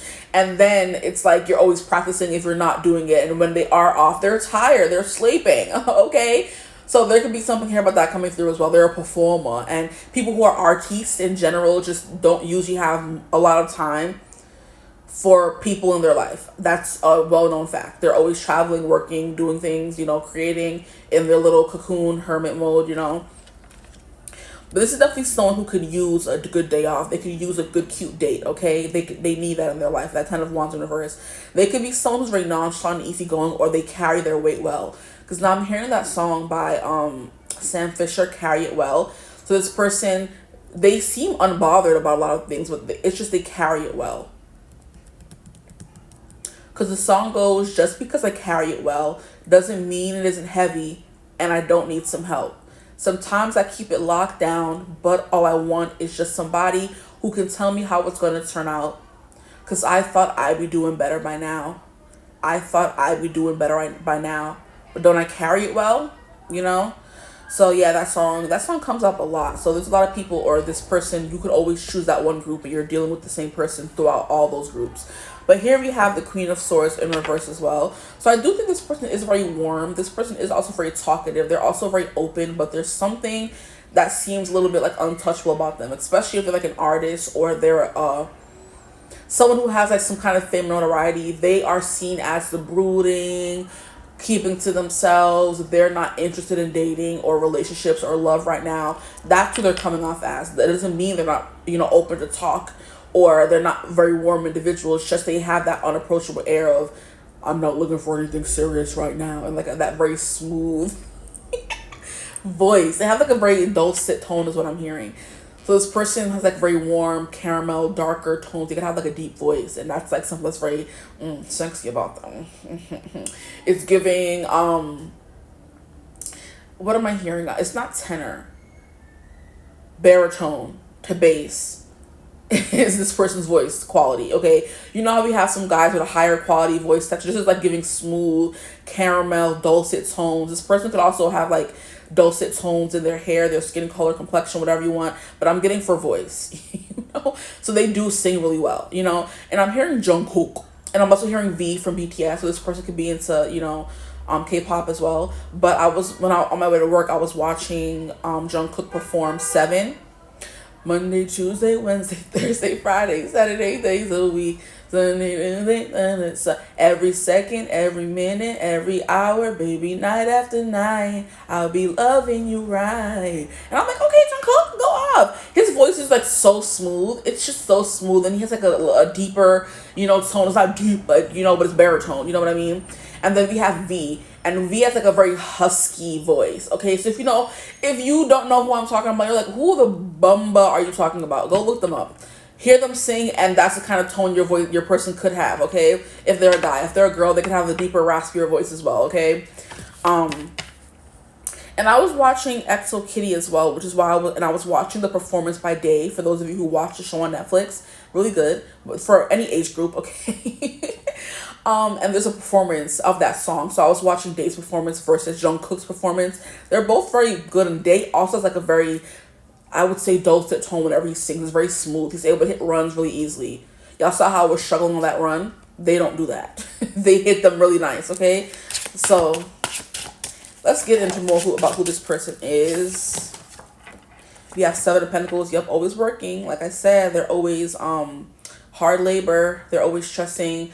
What is it called? How people say they're always sweating over a hot stove? Slaving over a hot stove. Thank you. This person is always slaving over a hot stove to make sure that they have money they can provide for themselves. I do think as they're following their passions, this person is also bogged down by a lot of creativity. So this person could, like I said, whenever they have they tend to put their creations first. That could be something coming through with this person, over family, over friends, over love. And that's how they sustain themselves, through their creativity, which is why we had that 333 coming through, okay? And that could be something about them being unattainable or unapproachable, where it's like, you know that their projects are always going to take priority over you, which is why you're just like, get somebody else to do it, you know? Or that's something you may learn or come to find out they're a workaholic. Can y'all shut up? Y'all would swear I'm right by the window, but the window is literally all the way across the room. This person could be big, their voice can reach. And I know that's something that's important in Broadway. They like to cast sopranos because their voice is able to reach all the way to the back of the theater and the front, so everybody can hear them, okay? So this person could also be a soprano if they are a female, okay? Or even a guy, who knows? But I know Broadway loves to cast soprano females because their voice can reach everywhere and they don't really have to use a mic. You get the real effect, like live action effect, you know? You have 8 of Wands in reverse. This is a hesitant person. They can be also cautious. I'm hearing a song called Chronically Cautious. My best friend loves it. I think she introduced me to it. I don't know who sings it, but it's like chronically cautious. It's like someone who's always thinking and never letting themselves just live, or they're always in creation mode. They're never letting themselves have fun. You know, they stress themselves out too much. They take on too much responsibility. Is what I'm getting from the 8 of Wands in reverse. This could also be someone who always finds themselves stuck in muse mode, where they're always getting a bunch of hits and downloads through music or whatever they do, that they're the kind of person who would like pause you in the middle of a conversation and say, wait, I just got an idea, and they have to write it down, then they come back to the conversation. So it always seems like you're sharing them, which is not a cute vibe. I mean, it just depends. It always seems like you're sharing them with their passion, which is cute and everything. Of course, we all want someone who has a passion, but not to the detriment of ourselves, or we're being put last. Like, what's up? Anyways, that's coming through, though. Yeah. What more can you tell me about their person, please? Their person who they're going to be going on a date with. Lord. We have the star, exactly. Yeah, this person has star quality. This person could be trying to make it big in Hollywood, or some kind of showman. I'm hearing the Greatest Showman. So that wasn't about like singing and dancing. That was someone who was a great ringleader.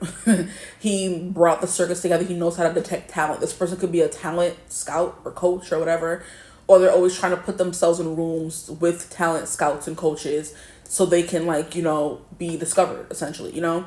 But this person does have a star-like quality to them, which is why, like I said, there's something unattainable about them. We're never going to be able to touch the stars or, you know, reach the stars. People reach for the stars, shoot for the moon, stuff like that. So this person's like a big overachiever in that way. They do want to make it big, and that's why they may not be looking for love right now, because they're more so focused on their career, okay? I mean, yeah, nobody's saying they don't date or have flings, but there's something here about being put on the back burner, okay? Oh, Lord, bless your souls, group 3, for dealing with this. And not saying you have to deal with this. It's not a relationship with this person. This is just the person who you're going on a date with next. It doesn't have to be forever or more than one date. Just take it as it resonates, okay? This could be someone you know already, or someone you're always trying to say, take a load off Annie. And they're just like, but I have to work. You're like, no, I want to see you. You know, you have to kind of push yourselves in there and assert kind of if you want this person to see you. And that's kind of annoying to me, but everyone is different, likes different things, you know? But yeah, this person could be an Aquarius. That's Aquarius coming through with the star card. And the Queen of Swords kind of reiterating that, because Aquarius does come through in that Libra, Gemini, Aquarius. There's something here about this person being very talkative. They talk very fast maybe, or they're just always chatting. A chatterbox. very friendly, open vibes. Like I said, they're open. There's people who are very open and friendly, but that doesn't mean they're attainable. You know, this person could be a little emotionally unavailable as well. Or sexually repressed, what I'm hearing as well with the Eight of Wands. The Eight of Wands, like a very fast wham bam, I came, I saw, I conquered kind of energy. I see it, I like it, I want it, I bought it vibes. This coming out in reverse is like they're sexually repressed. They haven't had a release in a minute, you know? So keep that in mind. And then we have the Eight of Pentacles in reverse. Yeah, this person hasn't reached the part of their career where they've mastered their craft yet. So they're always going to be putting time and effort into it. So yeah, it's giving workaholics. It doesn't even have to be artistry or anything like that. This could be a lawyer who's always working 10, 20-hour days and they don't have any time for relationships. You know what I mean? And there's like this saying or this lady on TikTok that was like, that got big when the whole, I'm looking for a guy in finance, 6'5", trust fund, blue eyes. When that thing was going big on TikTok, there was this girl who was like, yeah, if you want a guy who is never going to be there for you, but you get to have the money to do whatever you want, go for those guys. The brokers, the lawyers, the hedge fund bros, the finance bros, because they are always doing whatever they do. I don't know what she was saying. They're on this market or they're always doing things, you know, but they have the money. So if you want a guy who has the money but no time, go for those kinds of people. This is giving me that vibe. This guy, this person, this woman person has the money, but they don't have the time, you know? Or they may not have the money or the time. Who knows? Who knows? This person is still trying to get to the Eight of Pentacles. Because so far we've had the Seven of Pentacles. We have the Eight of Pentacles. This person is still trying to get to the Nine of Pentacles. And then the Ten of Pentacles. So this person's still in the work and mind the whole day through. Their freaking dwarf from Snow White. Where they would work so hard. And what they may want is a Snow White to be at home cleaning their dishes and cooking them dinner. So if you're up for that, like I said, they don't have the time, but they have the money and you're going to create a home for them to come home to. If that's what you like, then this is your person. Go off. But I do think they do take breaks, but I do think they work more often than not. So that's something you are in the mood for. You only want to see them occasionally and you don't want a man. You just want what he can give you. Here's your person. But yeah, Eight of Pentacles in reverse tells me he hasn't gotten where he wants. I keep saying he. This could be a man you're watching for, which I'm pretty sure, because most of the people that watch my readings are women. So yeah, this person hasn't reached the pinnacle of their career. They're still working up to it. So just keep that in mind as well. They're not going to have the time that you would like them to have. At the bottom of the deck, we have the World in reverse, which is, yeah, exactly. A dream unrealized, a goal unaccomplished, a class left unfinished, a connection left broken. Something has not been completed in this person's life. And the world does represent, I'm hearing like worldwide fame, or for those of you who resonate with your person being someone who could be famous or wants to be famous, or world acclaim or critically acclaimed, an actor of sorts, you know. But this is definitely giving me someone who hasn't reached their full potential or hasn't been realizing the way they want to be realized, you know, and they're still trying to get there. So this is like up and coming person, in the industry person, in finance, in law, in something, but they're still like working through. It's giving me medical student who doesn't have any time to date because they're always like crunched and they're always working in the ER or whatever, and they're doing internships and they're doing class and they're just burnt out on both ends. You know, but you may be the welcome reprieve from that with the Ten of Wands in reverse. They know they work too much. They're always doing too much. And they want that, you know, levity and lightness of a date. So you're going to be the person they go on a date with. Okay. But the world is definitely saying there's things they haven't accomplished, they want to accomplish in their life. So overachiever for sure. Yeah. But let's get into what the date will be like. How about that? I'm trying to figure out if I want to pull these cards back for what the date will be like. I think I do. We have a Page of Pentacles at the bottom of the deck as well. So definitely someone who wants to build a foundation. They want someone to be there. They want to be they want to experience all the highs and lows and all their successes with someone. But their job doesn't make it easy is what I can say. They don't want to be alone. Oh my gosh. I've been having this pain in my leg. Like this throb that just comes out of nowhere. Like, what do you want from me? This person could walk so much and work so hard that they could have pains in their legs. Like, jeez. But yeah, this is someone who wants to have someone there, but if you don't have any time, you want someone to be there for the highs and lows and all the accomplishments. What's fame if you don't have anyone to share it with? What's money and wealth and status, and if you don't have anyone to share it with? This is the kind of person who, yeah, they want the fame, but they also want the connection kind of energy, you know? Let's get into what the date will be like. What will the date between them and their person be like? Please, sir, what will the date between them and their person be like? Jesus. Okay, what card is this? We have the world in reverse. I'm hearing an unfinished symphony. So this could be someone who you, okay, so like I said, this doesn't have to be a first date. We said your next date. So whatever that will be for you, this is someone who you haven't gotten where you wanted to yet. It's like an unfinished symphony. So for some of you, you have dated this person before or are dating this person. They don't have time for you and you are hanging in there because you want to be with them kind of energy, you know? But yeah, the world is something that hasn't been finished, something that you want to continue or start again or try, you know? So that's coming through. Here we have the moon in reverse. Interesting. There's some things that need to be said. So I feel like if you have been getting really annoyed by this person not having time for you, you have to speak up and say something. And the next date will be the perfect time. That is the time to assert your boundaries and say, hey, I want to be with you.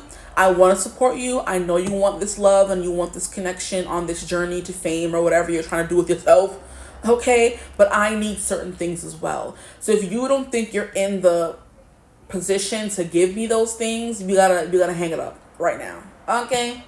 And it's funny because when I was shuffling before I started the reading, I kept thinking the Hermit at the bottom of the deck was hangman energy. And I was like, no, I don't want this. Because that means it's a ghetto energy to start off on. Like, oh, you're hung up on this person. That could have been a cute reading, but maybe no. I'm like, oh, this is like it was giving you've been with this person before and you're still hung up on them. Is the vibe the hangman in reverse would have given me, or the hangman period. And that's what I'm saying. You don't want to be hung up on them and they're not giving you what you need, okay? So yeah, that's definitely coming through for you guys. But the moon in reverse, there's something here about you having to unleash the shadows and the hidden things in the connection. Maybe this person has shadows that need to be unleashed or that need some light shed on them. And you have to be the one to be like, hey, you're a cool dude and everything, but you need to get it together. You know what I mean? We have a connection all, but I need this, and that. You know what I mean? And if they can't give it to you, then it's time to move on, booski. Okay? For my group threes, yeah. Or you're going to tell them, I got to move on and find somebody who's able to give me what I want. As you should. Now let's get into what the date's going to be like. Yeah, there's going to be some secrets unveiled, released. There are going to be some secrets released, unveiled, relinquished is what I'm hearing. I'm all the words want to come through, huh? This person can be good with words. They're good at seducing. The death card energy coming through in reverse. This is like not the end is what I'm hearing. Because now I'm hearing this is the end. But I'm like, no, this is not the end. I heard someone say, no, this is not the end. So you could be trying to end it with this person, which is why all these cards keep coming through in reverse. Like the world upright means the end of something. You're ready to move on and start a new journey. The moon upright means because there's secrets, there's things you can't get past, you can't see past, you don't see the other side, you don't see a solution. And then we have the death, which would be the end of something, period, you know. These cards in reverse are giving me, no, I don't want this to be over, you know. I'm hearing don't tell me it's over. There's a song that's trying to come through. Don't say that it's over. Don't tell me it's over. That song from Cheetah Girls is trying to come through. Where they're saying it's over. But I keep wanting to say or saying don't say it's over. So this person may just end up, you know, getting it together and fighting for what they want, which is you, okay? Or trying to give you as much time as they can. I don't know. But if this person doesn't have the time, what they're supposed to do, you know? But anyway, they may try. There could be things they could do better, you know? But yeah, the death in reverse is telling me, no, I don't want it to be over. Na, na, na, na, na. Yeah, that song is definitely coming to the Cheetah Girls. Y'all know the movie. And the second movie where they're like, it's over. You know, where they're all just walking separate paths and just singing. I'm sorry. Yeah, that part of the movie, I couldn't stand it. But I'm like, why y'all fighting? Get it together. Like, please. You know, that could be a thing on this date as well. Like I said, there could be some drama or something because we did have the siren passing by. There could be something about a fight, and it's just like, why are we fighting? What's the problem? You know, if you won't be fighting for something if it isn't something worth fighting for, is what I'm hearing. Okay. But yeah, we have Scorpio energy coming through though. With the world, we have fixed sign energy, Taurus, Scorpio, Aquarius coming through again, and Leo. In the moon, we have Cancer, okay? In the death card, we have Scorpio. So we have a lot of different signs coming through, but all major arcana so far. So yeah, I do think you play a major part in this person's life. And on this next day, they're going to be telling you, don't leave me. Let me stop. But go back to that song. Okay, so it's important because it came through again. I completely disregarded it, but this is the end. That Adele song, close your eyes and count to 10. I do believe it's from like, what is that movie? It's from one of the, what is it? James Bond movies. The one with Craig something. I'm trying to remember the name of the song, but all I'm hearing is, this is the end. Close your eyes and count to 10.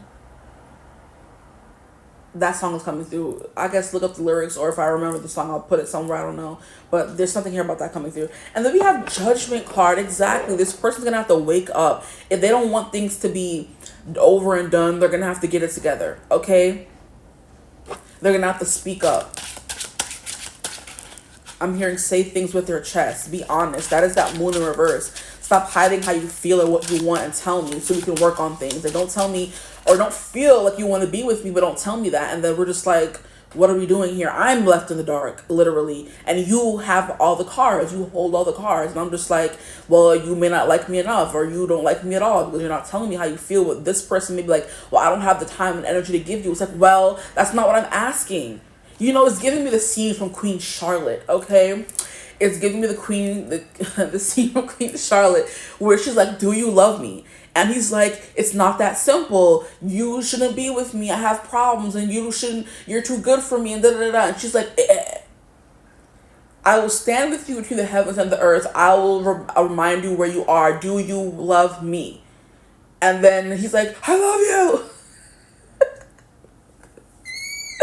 That scene will never get old. And I'm sorry I'm acting up in your reading, but there's something here about putting on. This person could be like you put your everything into it. You're very dramatic. You put on a show. You're an actor or actress. Because I feel like I'm getting in my acting bag in this reading. I'm just like, the movies are coming through, the songs are coming through. I'm switching from here to here and everywhere. And I'm putting on a show, I feel like it. So this person is a showman or a show lady, show person, you know? I'm just like being very on and very vocal and all that kind of stuff to get the reading to, you know. So I'm getting to the energy of your person, I feel like, or you guys could be both trying to, you know, become famous, and you are still making time for them, but they may not be making enough time for you. But it could be because they're in their head overthinking, saying, oh, this person shouldn't have to put up with this. And it's like, well, say something, you know. I'm hearing, say something, I'm giving up on you. Say Something by Great Big World and Christina Aguilera.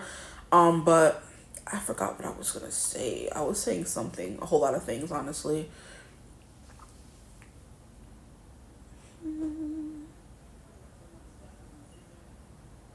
I forget. But we're gonna move on. But there's gonna be something here about like letting you know how you feel, and it's just like, if you like me, then tell me that you like me, and we can work on it from there. Don't keep things hidden and expect me to read your mind or just leave you behind the past. We could make it work if we wanted to, you know. I'm hearing if you wanted to, you would. We have the Devil in reverse. Whew.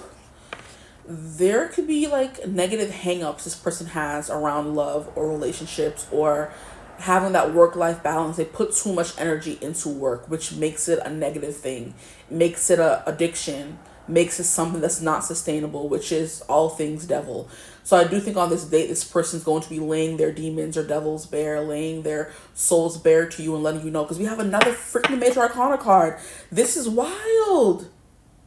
This date is going to be a big change in your connection, whether it's a first date, a 10th date, a 20th date, it doesn't matter. It's going to represent a big change in your connection with this person. So if it's a first date, it's going to be a bunch of revelations, and especially even though especially if this is a long time coming. So I did feel that vibe a little bit for some of you. Someone who you were moving around for the longest time. Yeah, and it does even apply if, like I said, it doesn't resonate now with someone who you know, but sometime in the summer or a little bit after now or sometime in the future, you take a class and you meet this brooding person who keeps to themselves, and they're like, you would never know they like you if they're in hermit mode, you know? They would never tell you because they're too worried about, what if I don't have enough time or enough money or enough energy or enough this or enough that, instead of saying, hey, I like you. Do you want to give it a shot? And something happens on the date, because a date does come about. So even though they're in hermit mode, you get a date with them. And then everything just comes flying on that date with them. You know, whether it's the first date or, like I said, 20th or 10th or whatever date. So it's going to be a big major change in the connection between you guys, because something has been a long time coming, whether you've just known them. I mean, this is your first date, or you've known them for a long time. If you've known them and this is your first date, it's going to be a major change because you do know them already in a way. You're friendly with them. You've been around them. You know their brain. You know enough about them for them to like lay themselves bare on this date, okay? Oh Lord, I feel like I'm talking so much, Lord. Okay. I'm about to see 3333, so that's coming through again in this reading. So there's something about on racks. The weirdest things are coming through. Oh my gosh. This person could just literally just say random things. They're just like a very out there person when it comes to what they create, you know? But and we have the siren coming through again, bro. Like, are you serious? Are some of y'all getting arrested or something? Is somebody gonna get arrested on your date? And you're like, oh, there's like drama or chaos or something. I'm not getting nothing big, but maybe you'll hear sirens on your date. I don't know. Or that's confirmation of what I'm saying each time I'm saying it. I don't know. But yeah, we have Six of Swords in reverse. This is all the cards that mean moving on and leaving or endings keep coming out in reverse. Like, what are you telling me? This person is obsessed with you and they're very attached to you emotionally as well. Maybe unhealthily, I don't know. And that's how when you try to end things, like, no, don't let me go, don't leave me, don't tell me it's over. And they're gonna be like, well, there needs to be a change. There's something here about you coming out with the upper hand after this date, okay? Whew, Lord, this is just giving drama. Like I said, it's giving a performance or something. This person's energy is like a little bit intoxicating, or like you can kind of like lose yourself in the connection because everything just tends to be about them. It's like, well, what about me and what I want, huh? What about what you and what you want? Make sure you get what you want. Group 3s, I mean 4s. Sorry. But yeah, Six of Swords also does represent healing, moving on to smoother waters. So I do think the connection will be moving. I don't want to say you're not healing and moving on to smoother waters, but it's like there needs to be a little bit of upset first before you move on to smoother waters with the Six of Swords here in reverse. Before you guys are able to move on or to, move this connection along and for things to be smooth, it's going to be a little rocky for a little bit, It could be in you trying to get on the same schedule or them trying to make time for you. There's going to be a little bit of unsurety still, even after they profess whatever they profess in this date, okay? What else can you tell me about this date, please, with my group 4s and their person? What can you tell me about this date? And more reversal. So far, every freaking card has been in reversal. This is crazy. We have the 10 of Cups in reverse, and this did come through for group 3, so maybe some of you were called to group 3 as well. 10 of Cups in reverse, clarifying the world in reverse. Yeah, there's something here about this person denying themselves what could so easily be happily ever after with you, That's what 10 of Cups represents, that complete emotional fulfillment. Your cup is overflowing to the max. You're never wanting for anything. And I do think this person wants that for you and for themselves and for this connection, but if they're not willing to give it to you, there's something here about them thinking they're gonna be robbing you of your 10 of Cups if they stay with you or if they date you, is what I'm getting. Like, I think at the end of the day, this person just wants you to be happy,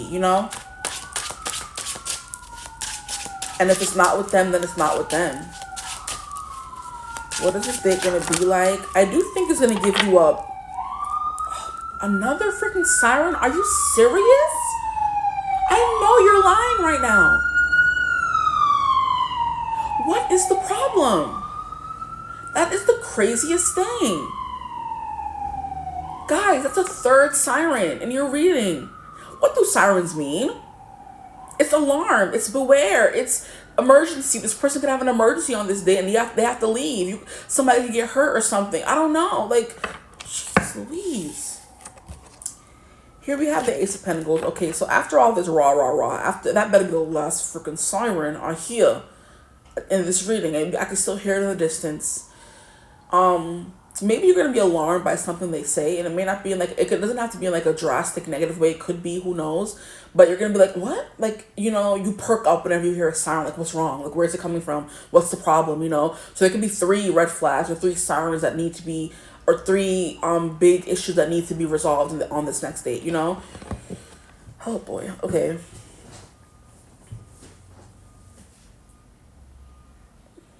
Why am I hearing, what is that thing that people used to send online when you would first meet someone, like age, something, location? Is it ASL? A something L? But they would say, da, da, da, and you're like, oh, they're asking your age or something, your location. That's what I just got. Like, I don't know. I was like, there could be 3 things, and then that came through.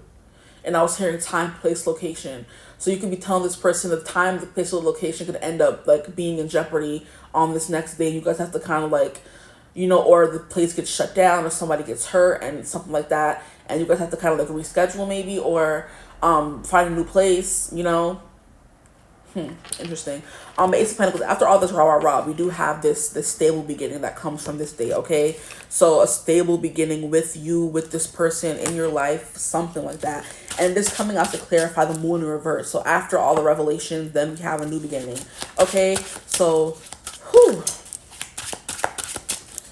Take a deep breath with me. I'm hunching over and all tense. Let me relax. What is coming in this date with their person on my group 4s, please? I just keep hearing, don't tell me it's over. So cheating girls too can be of some significance. Maybe there's something here about this person living in a different country, because that's when they went to Barcelona and they all kind of like dispersed because they didn't agree on everything. But it was because of the freaking seeds of doubt. There could be somebody in the connection being trifling. Because I do remember that movie. It wasn't Rosalie. It was one of the girls who was trying to peel away Adrienne Bailon's character, Chuchi, away from the rest of the group. And she was seeding doubt and connection. You know, where Dorinda was going and dancing with her cute Spanish poppy.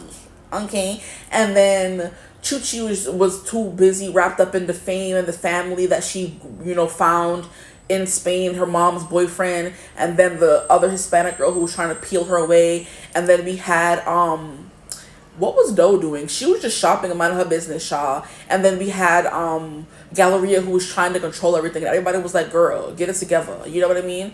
And she was it in that? It was Cute Girls too. I'm trying to remember what broke them apart. They just weren't having enough time, weren't spending time with each other, weren't collaborating in a creative way. This could be someone who you collaborate with, or you're a partner with, or you make things together. Like I was saying, with the 3 of Pentacles, exactly, someone you work with closely on work or school or something, and you guys like have some kind of argument before this date. That could be what the sirens are. A warning. Please. Yeah, there was a girl that was sowing seeds of doubt throughout the connection in that movie. So there could be someone, third-party situations that come through it briefly with the 3 of Pentacles. There could be someone else you work with who is trying to make commerce, as the West Indians say it, drama. And you're just like having to overcome that. They're trying to warn you. Maybe those signs, like, you know, pay extra special attention to the people around you. Because that girl was pretending to be besties with them, but she wasn't. That could have been why that song keeps coming through. Because why it's coming through wasn't being, you know, talked about. Okay, so I've talked about it. Hopefully it stops coming through. Yeah, there could be somebody in your immediate surroundings that you work with, that you go to school with, that want that person, or who's trying to, you know, make drama where there is none, or there shouldn't be any. Because the bond you had and the bond they had in the movie is stronger than this heifer that's trying to come in and seed and sow drama. But what else is coming through for this date, please, for my group 4s, I'm just sitting here worried about how I'm gonna upload this reading. It's about to be a 4-hour reading, guys. We have the Justice card. Yeah, so after whatever you guys like, there are secrets that are people. There are secrets that will be unleashed, whether they belong to you or your person, or you guys find out someone has been sabotaging you guys. You know what I mean? And you guys all come together and find a solution with the Justice card. But you know, it's funny that I was talking about the EXO Kitty scene from the movie where Day is performing, because right before that in the show, there's this girl who's sabotaging the show, and she thinks she's gonna get away with it too. But everybody comes together and makes sure the show goes on. The show must go on. So showbiz is definitely coming through in this reading heavy. So if it's not resonating, then I don't know what to tell y'all, okay? But showbiz is coming through, and the girl was trying to sabotage Day's performance, everyone's performance, honestly. But they came through and they banded together and found a solution. And he didn't end up winning, but you know what I mean? There was the solution, there was resolution, I should just say, which is the Justice card. And contract as well. Maybe someone trying to sabotage a contract, or someone is in talks to have a big contract to something. I'm hearing a modeling agency or a company, and that's why they have been extra busy. Maybe there's someone in the record company telling them you should, you know, because you know in showbiz that they tell you shouldn't have a girlfriend or boyfriend because you appeal more to females or people if you're single. So there can be someone that they work with, a manager, an agent, saying, why are you dating? You should be single. You know, it gets you more followers. And this person's like, well, I want this person. The other person's just like, well, so, you know, there can be something like that coming through. Okay. Showbiz. It's a dog eat dog world of them there. What else is coming through for their date, please? Their date. We have the Five of Cups. So some sadness, some walking away. And it's coming to clear by the Devil in reverse. Can I get one more card? I keep stopping and starting again. Let's get the last card out. What will their next date be like? We have the Temperance card. So yeah, I do think a resolution will be reached on this next date with this person. And then you will be able to, you know, move on and have smooth sailing. We have Knight of Wands. We have Wheel of Fortune. We have Three of Wands. We have Nine of Pentacles. We have Five of Wands. And we have Ace of Cups. Whew, a lot of cards. But they all make point to positivity.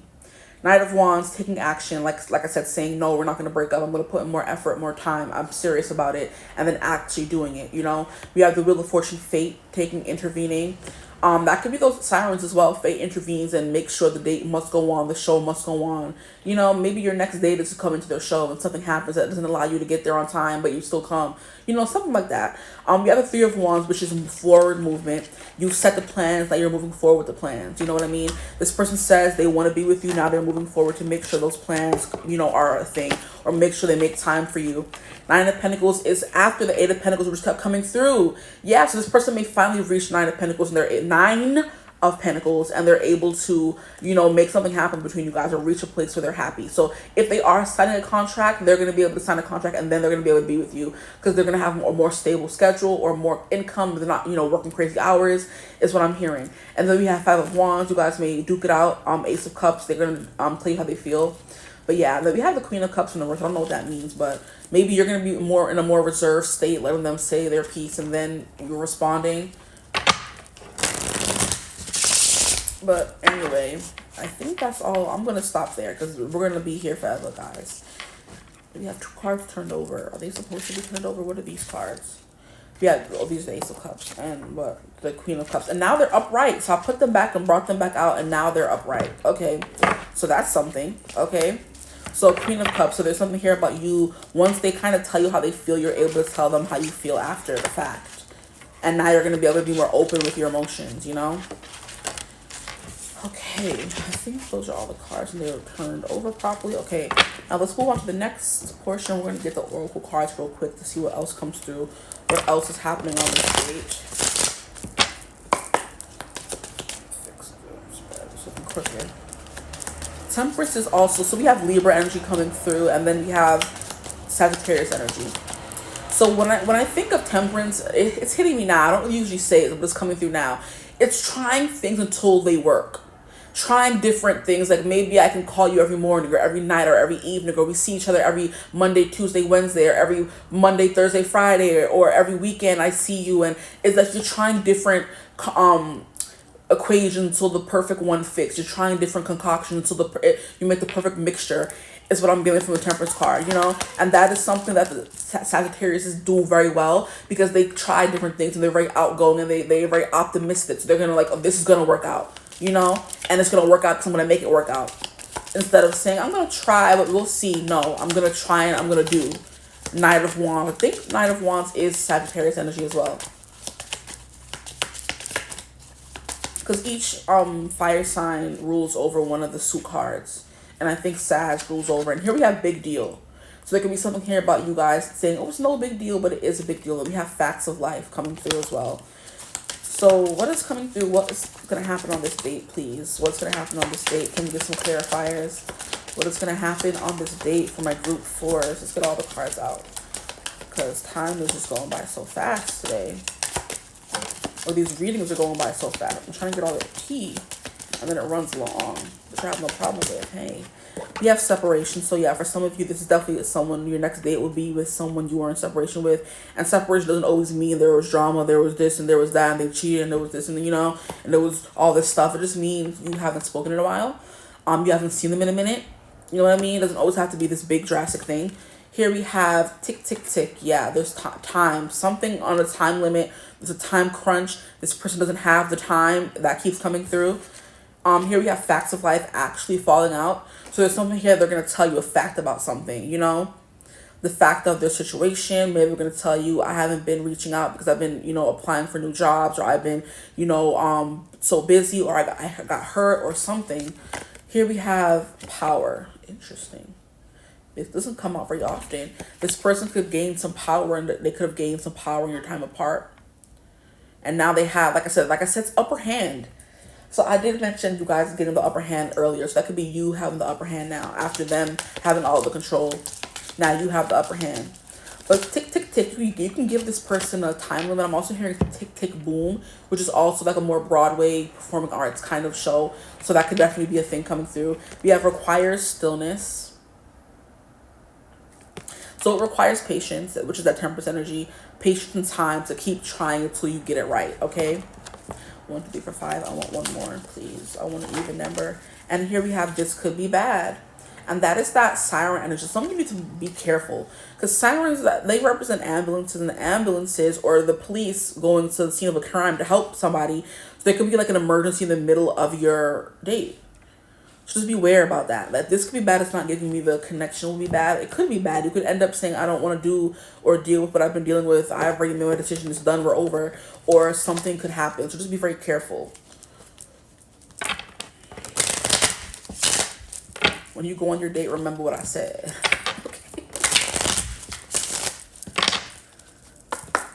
Okay. Or this could be bad and it leads to separation. That could be coming through as well. Because I'm seeing that. Okay, what is going to happen after the date? We have expressed your love. That came through briefly. You have children. Your love life is being affected by children. That could be the time crunch. They don't have enough time because they have kids. And then the 6 of Swords, it is a woman who's running away with her child to make her life more simple. And I think dating makes your life harder. So this person wants their life to be more simple, but they do want you. We have past life relationship. They could be trying to not date right now because they're trying to focus on themselves and their child and trying to gain more financial stability. And we have the 9 of Pentacles pop up. So that could be happening, you know. I did the 9 of Cups, a wish come true. You have known each other before. So past life relationship, you've been with them before in the past, or you have a past life connection, which is why it seems so hard to get rid of them with that devil energy. Oh, why? Yeah, it seems so hard for them to get rid of you. You get rid of them. Cool, child. We have retreat. This could end up being a retreat. You're going with them for a few days, maybe. It's time to disconnect from the world. That's what's going to happen on this date. You're going to be like, I need that time to connect with you. I can't have nobody calling, and then you may end up getting a distraction, or their kids, and it's an emergency with their child, or, you know, the person who was watching their child, something happened to them, like, something like that is coming through, something you weren't expecting. You have give your relationship a chance. So the cards are coming out to say give your relationship a chance. If this person's saying they're willing to make it work, then work it out with them. If you don't want to, you don't have to. With the cards are saying give it a chance. Work on your partnership. That's what's going to happen after the date, okay? You're going to go on a retreat. Maybe this person could tell you they can have kids. That could be the secret they're revealing to you. Maybe you don't know they have kids.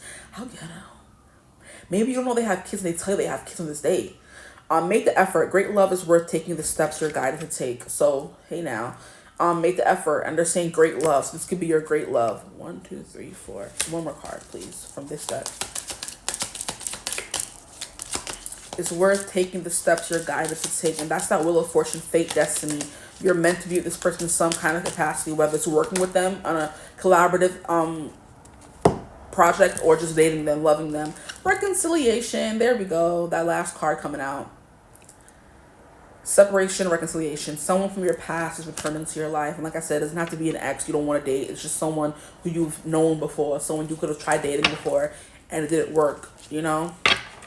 Here we have twin flame recognition and we have freedom. But look at how it will be coming out in reverse. This person may not have the freedom to do what they like with you.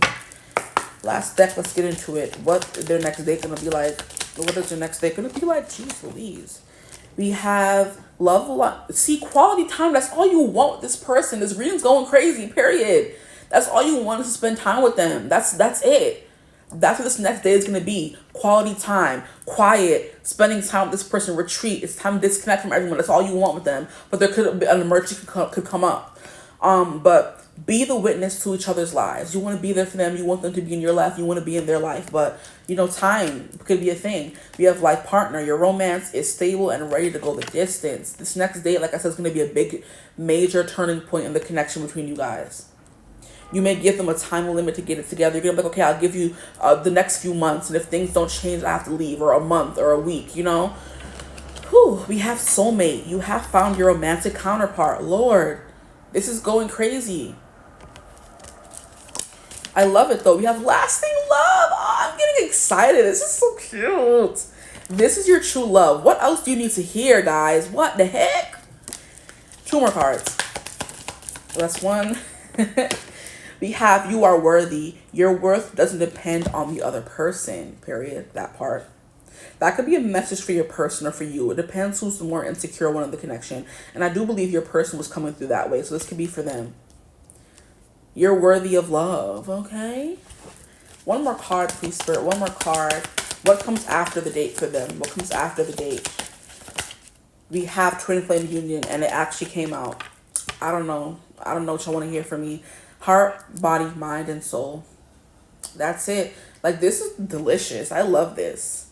This is a twin flame union between you guys, and it's something that's meant to be for some of you.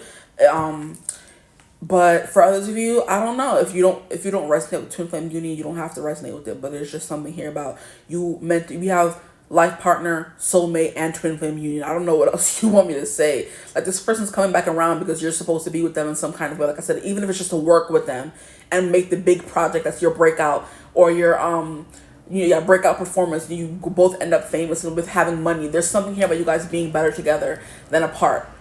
Even if it's just as friends or collaborators or work people, there's something here about that coming through, okay?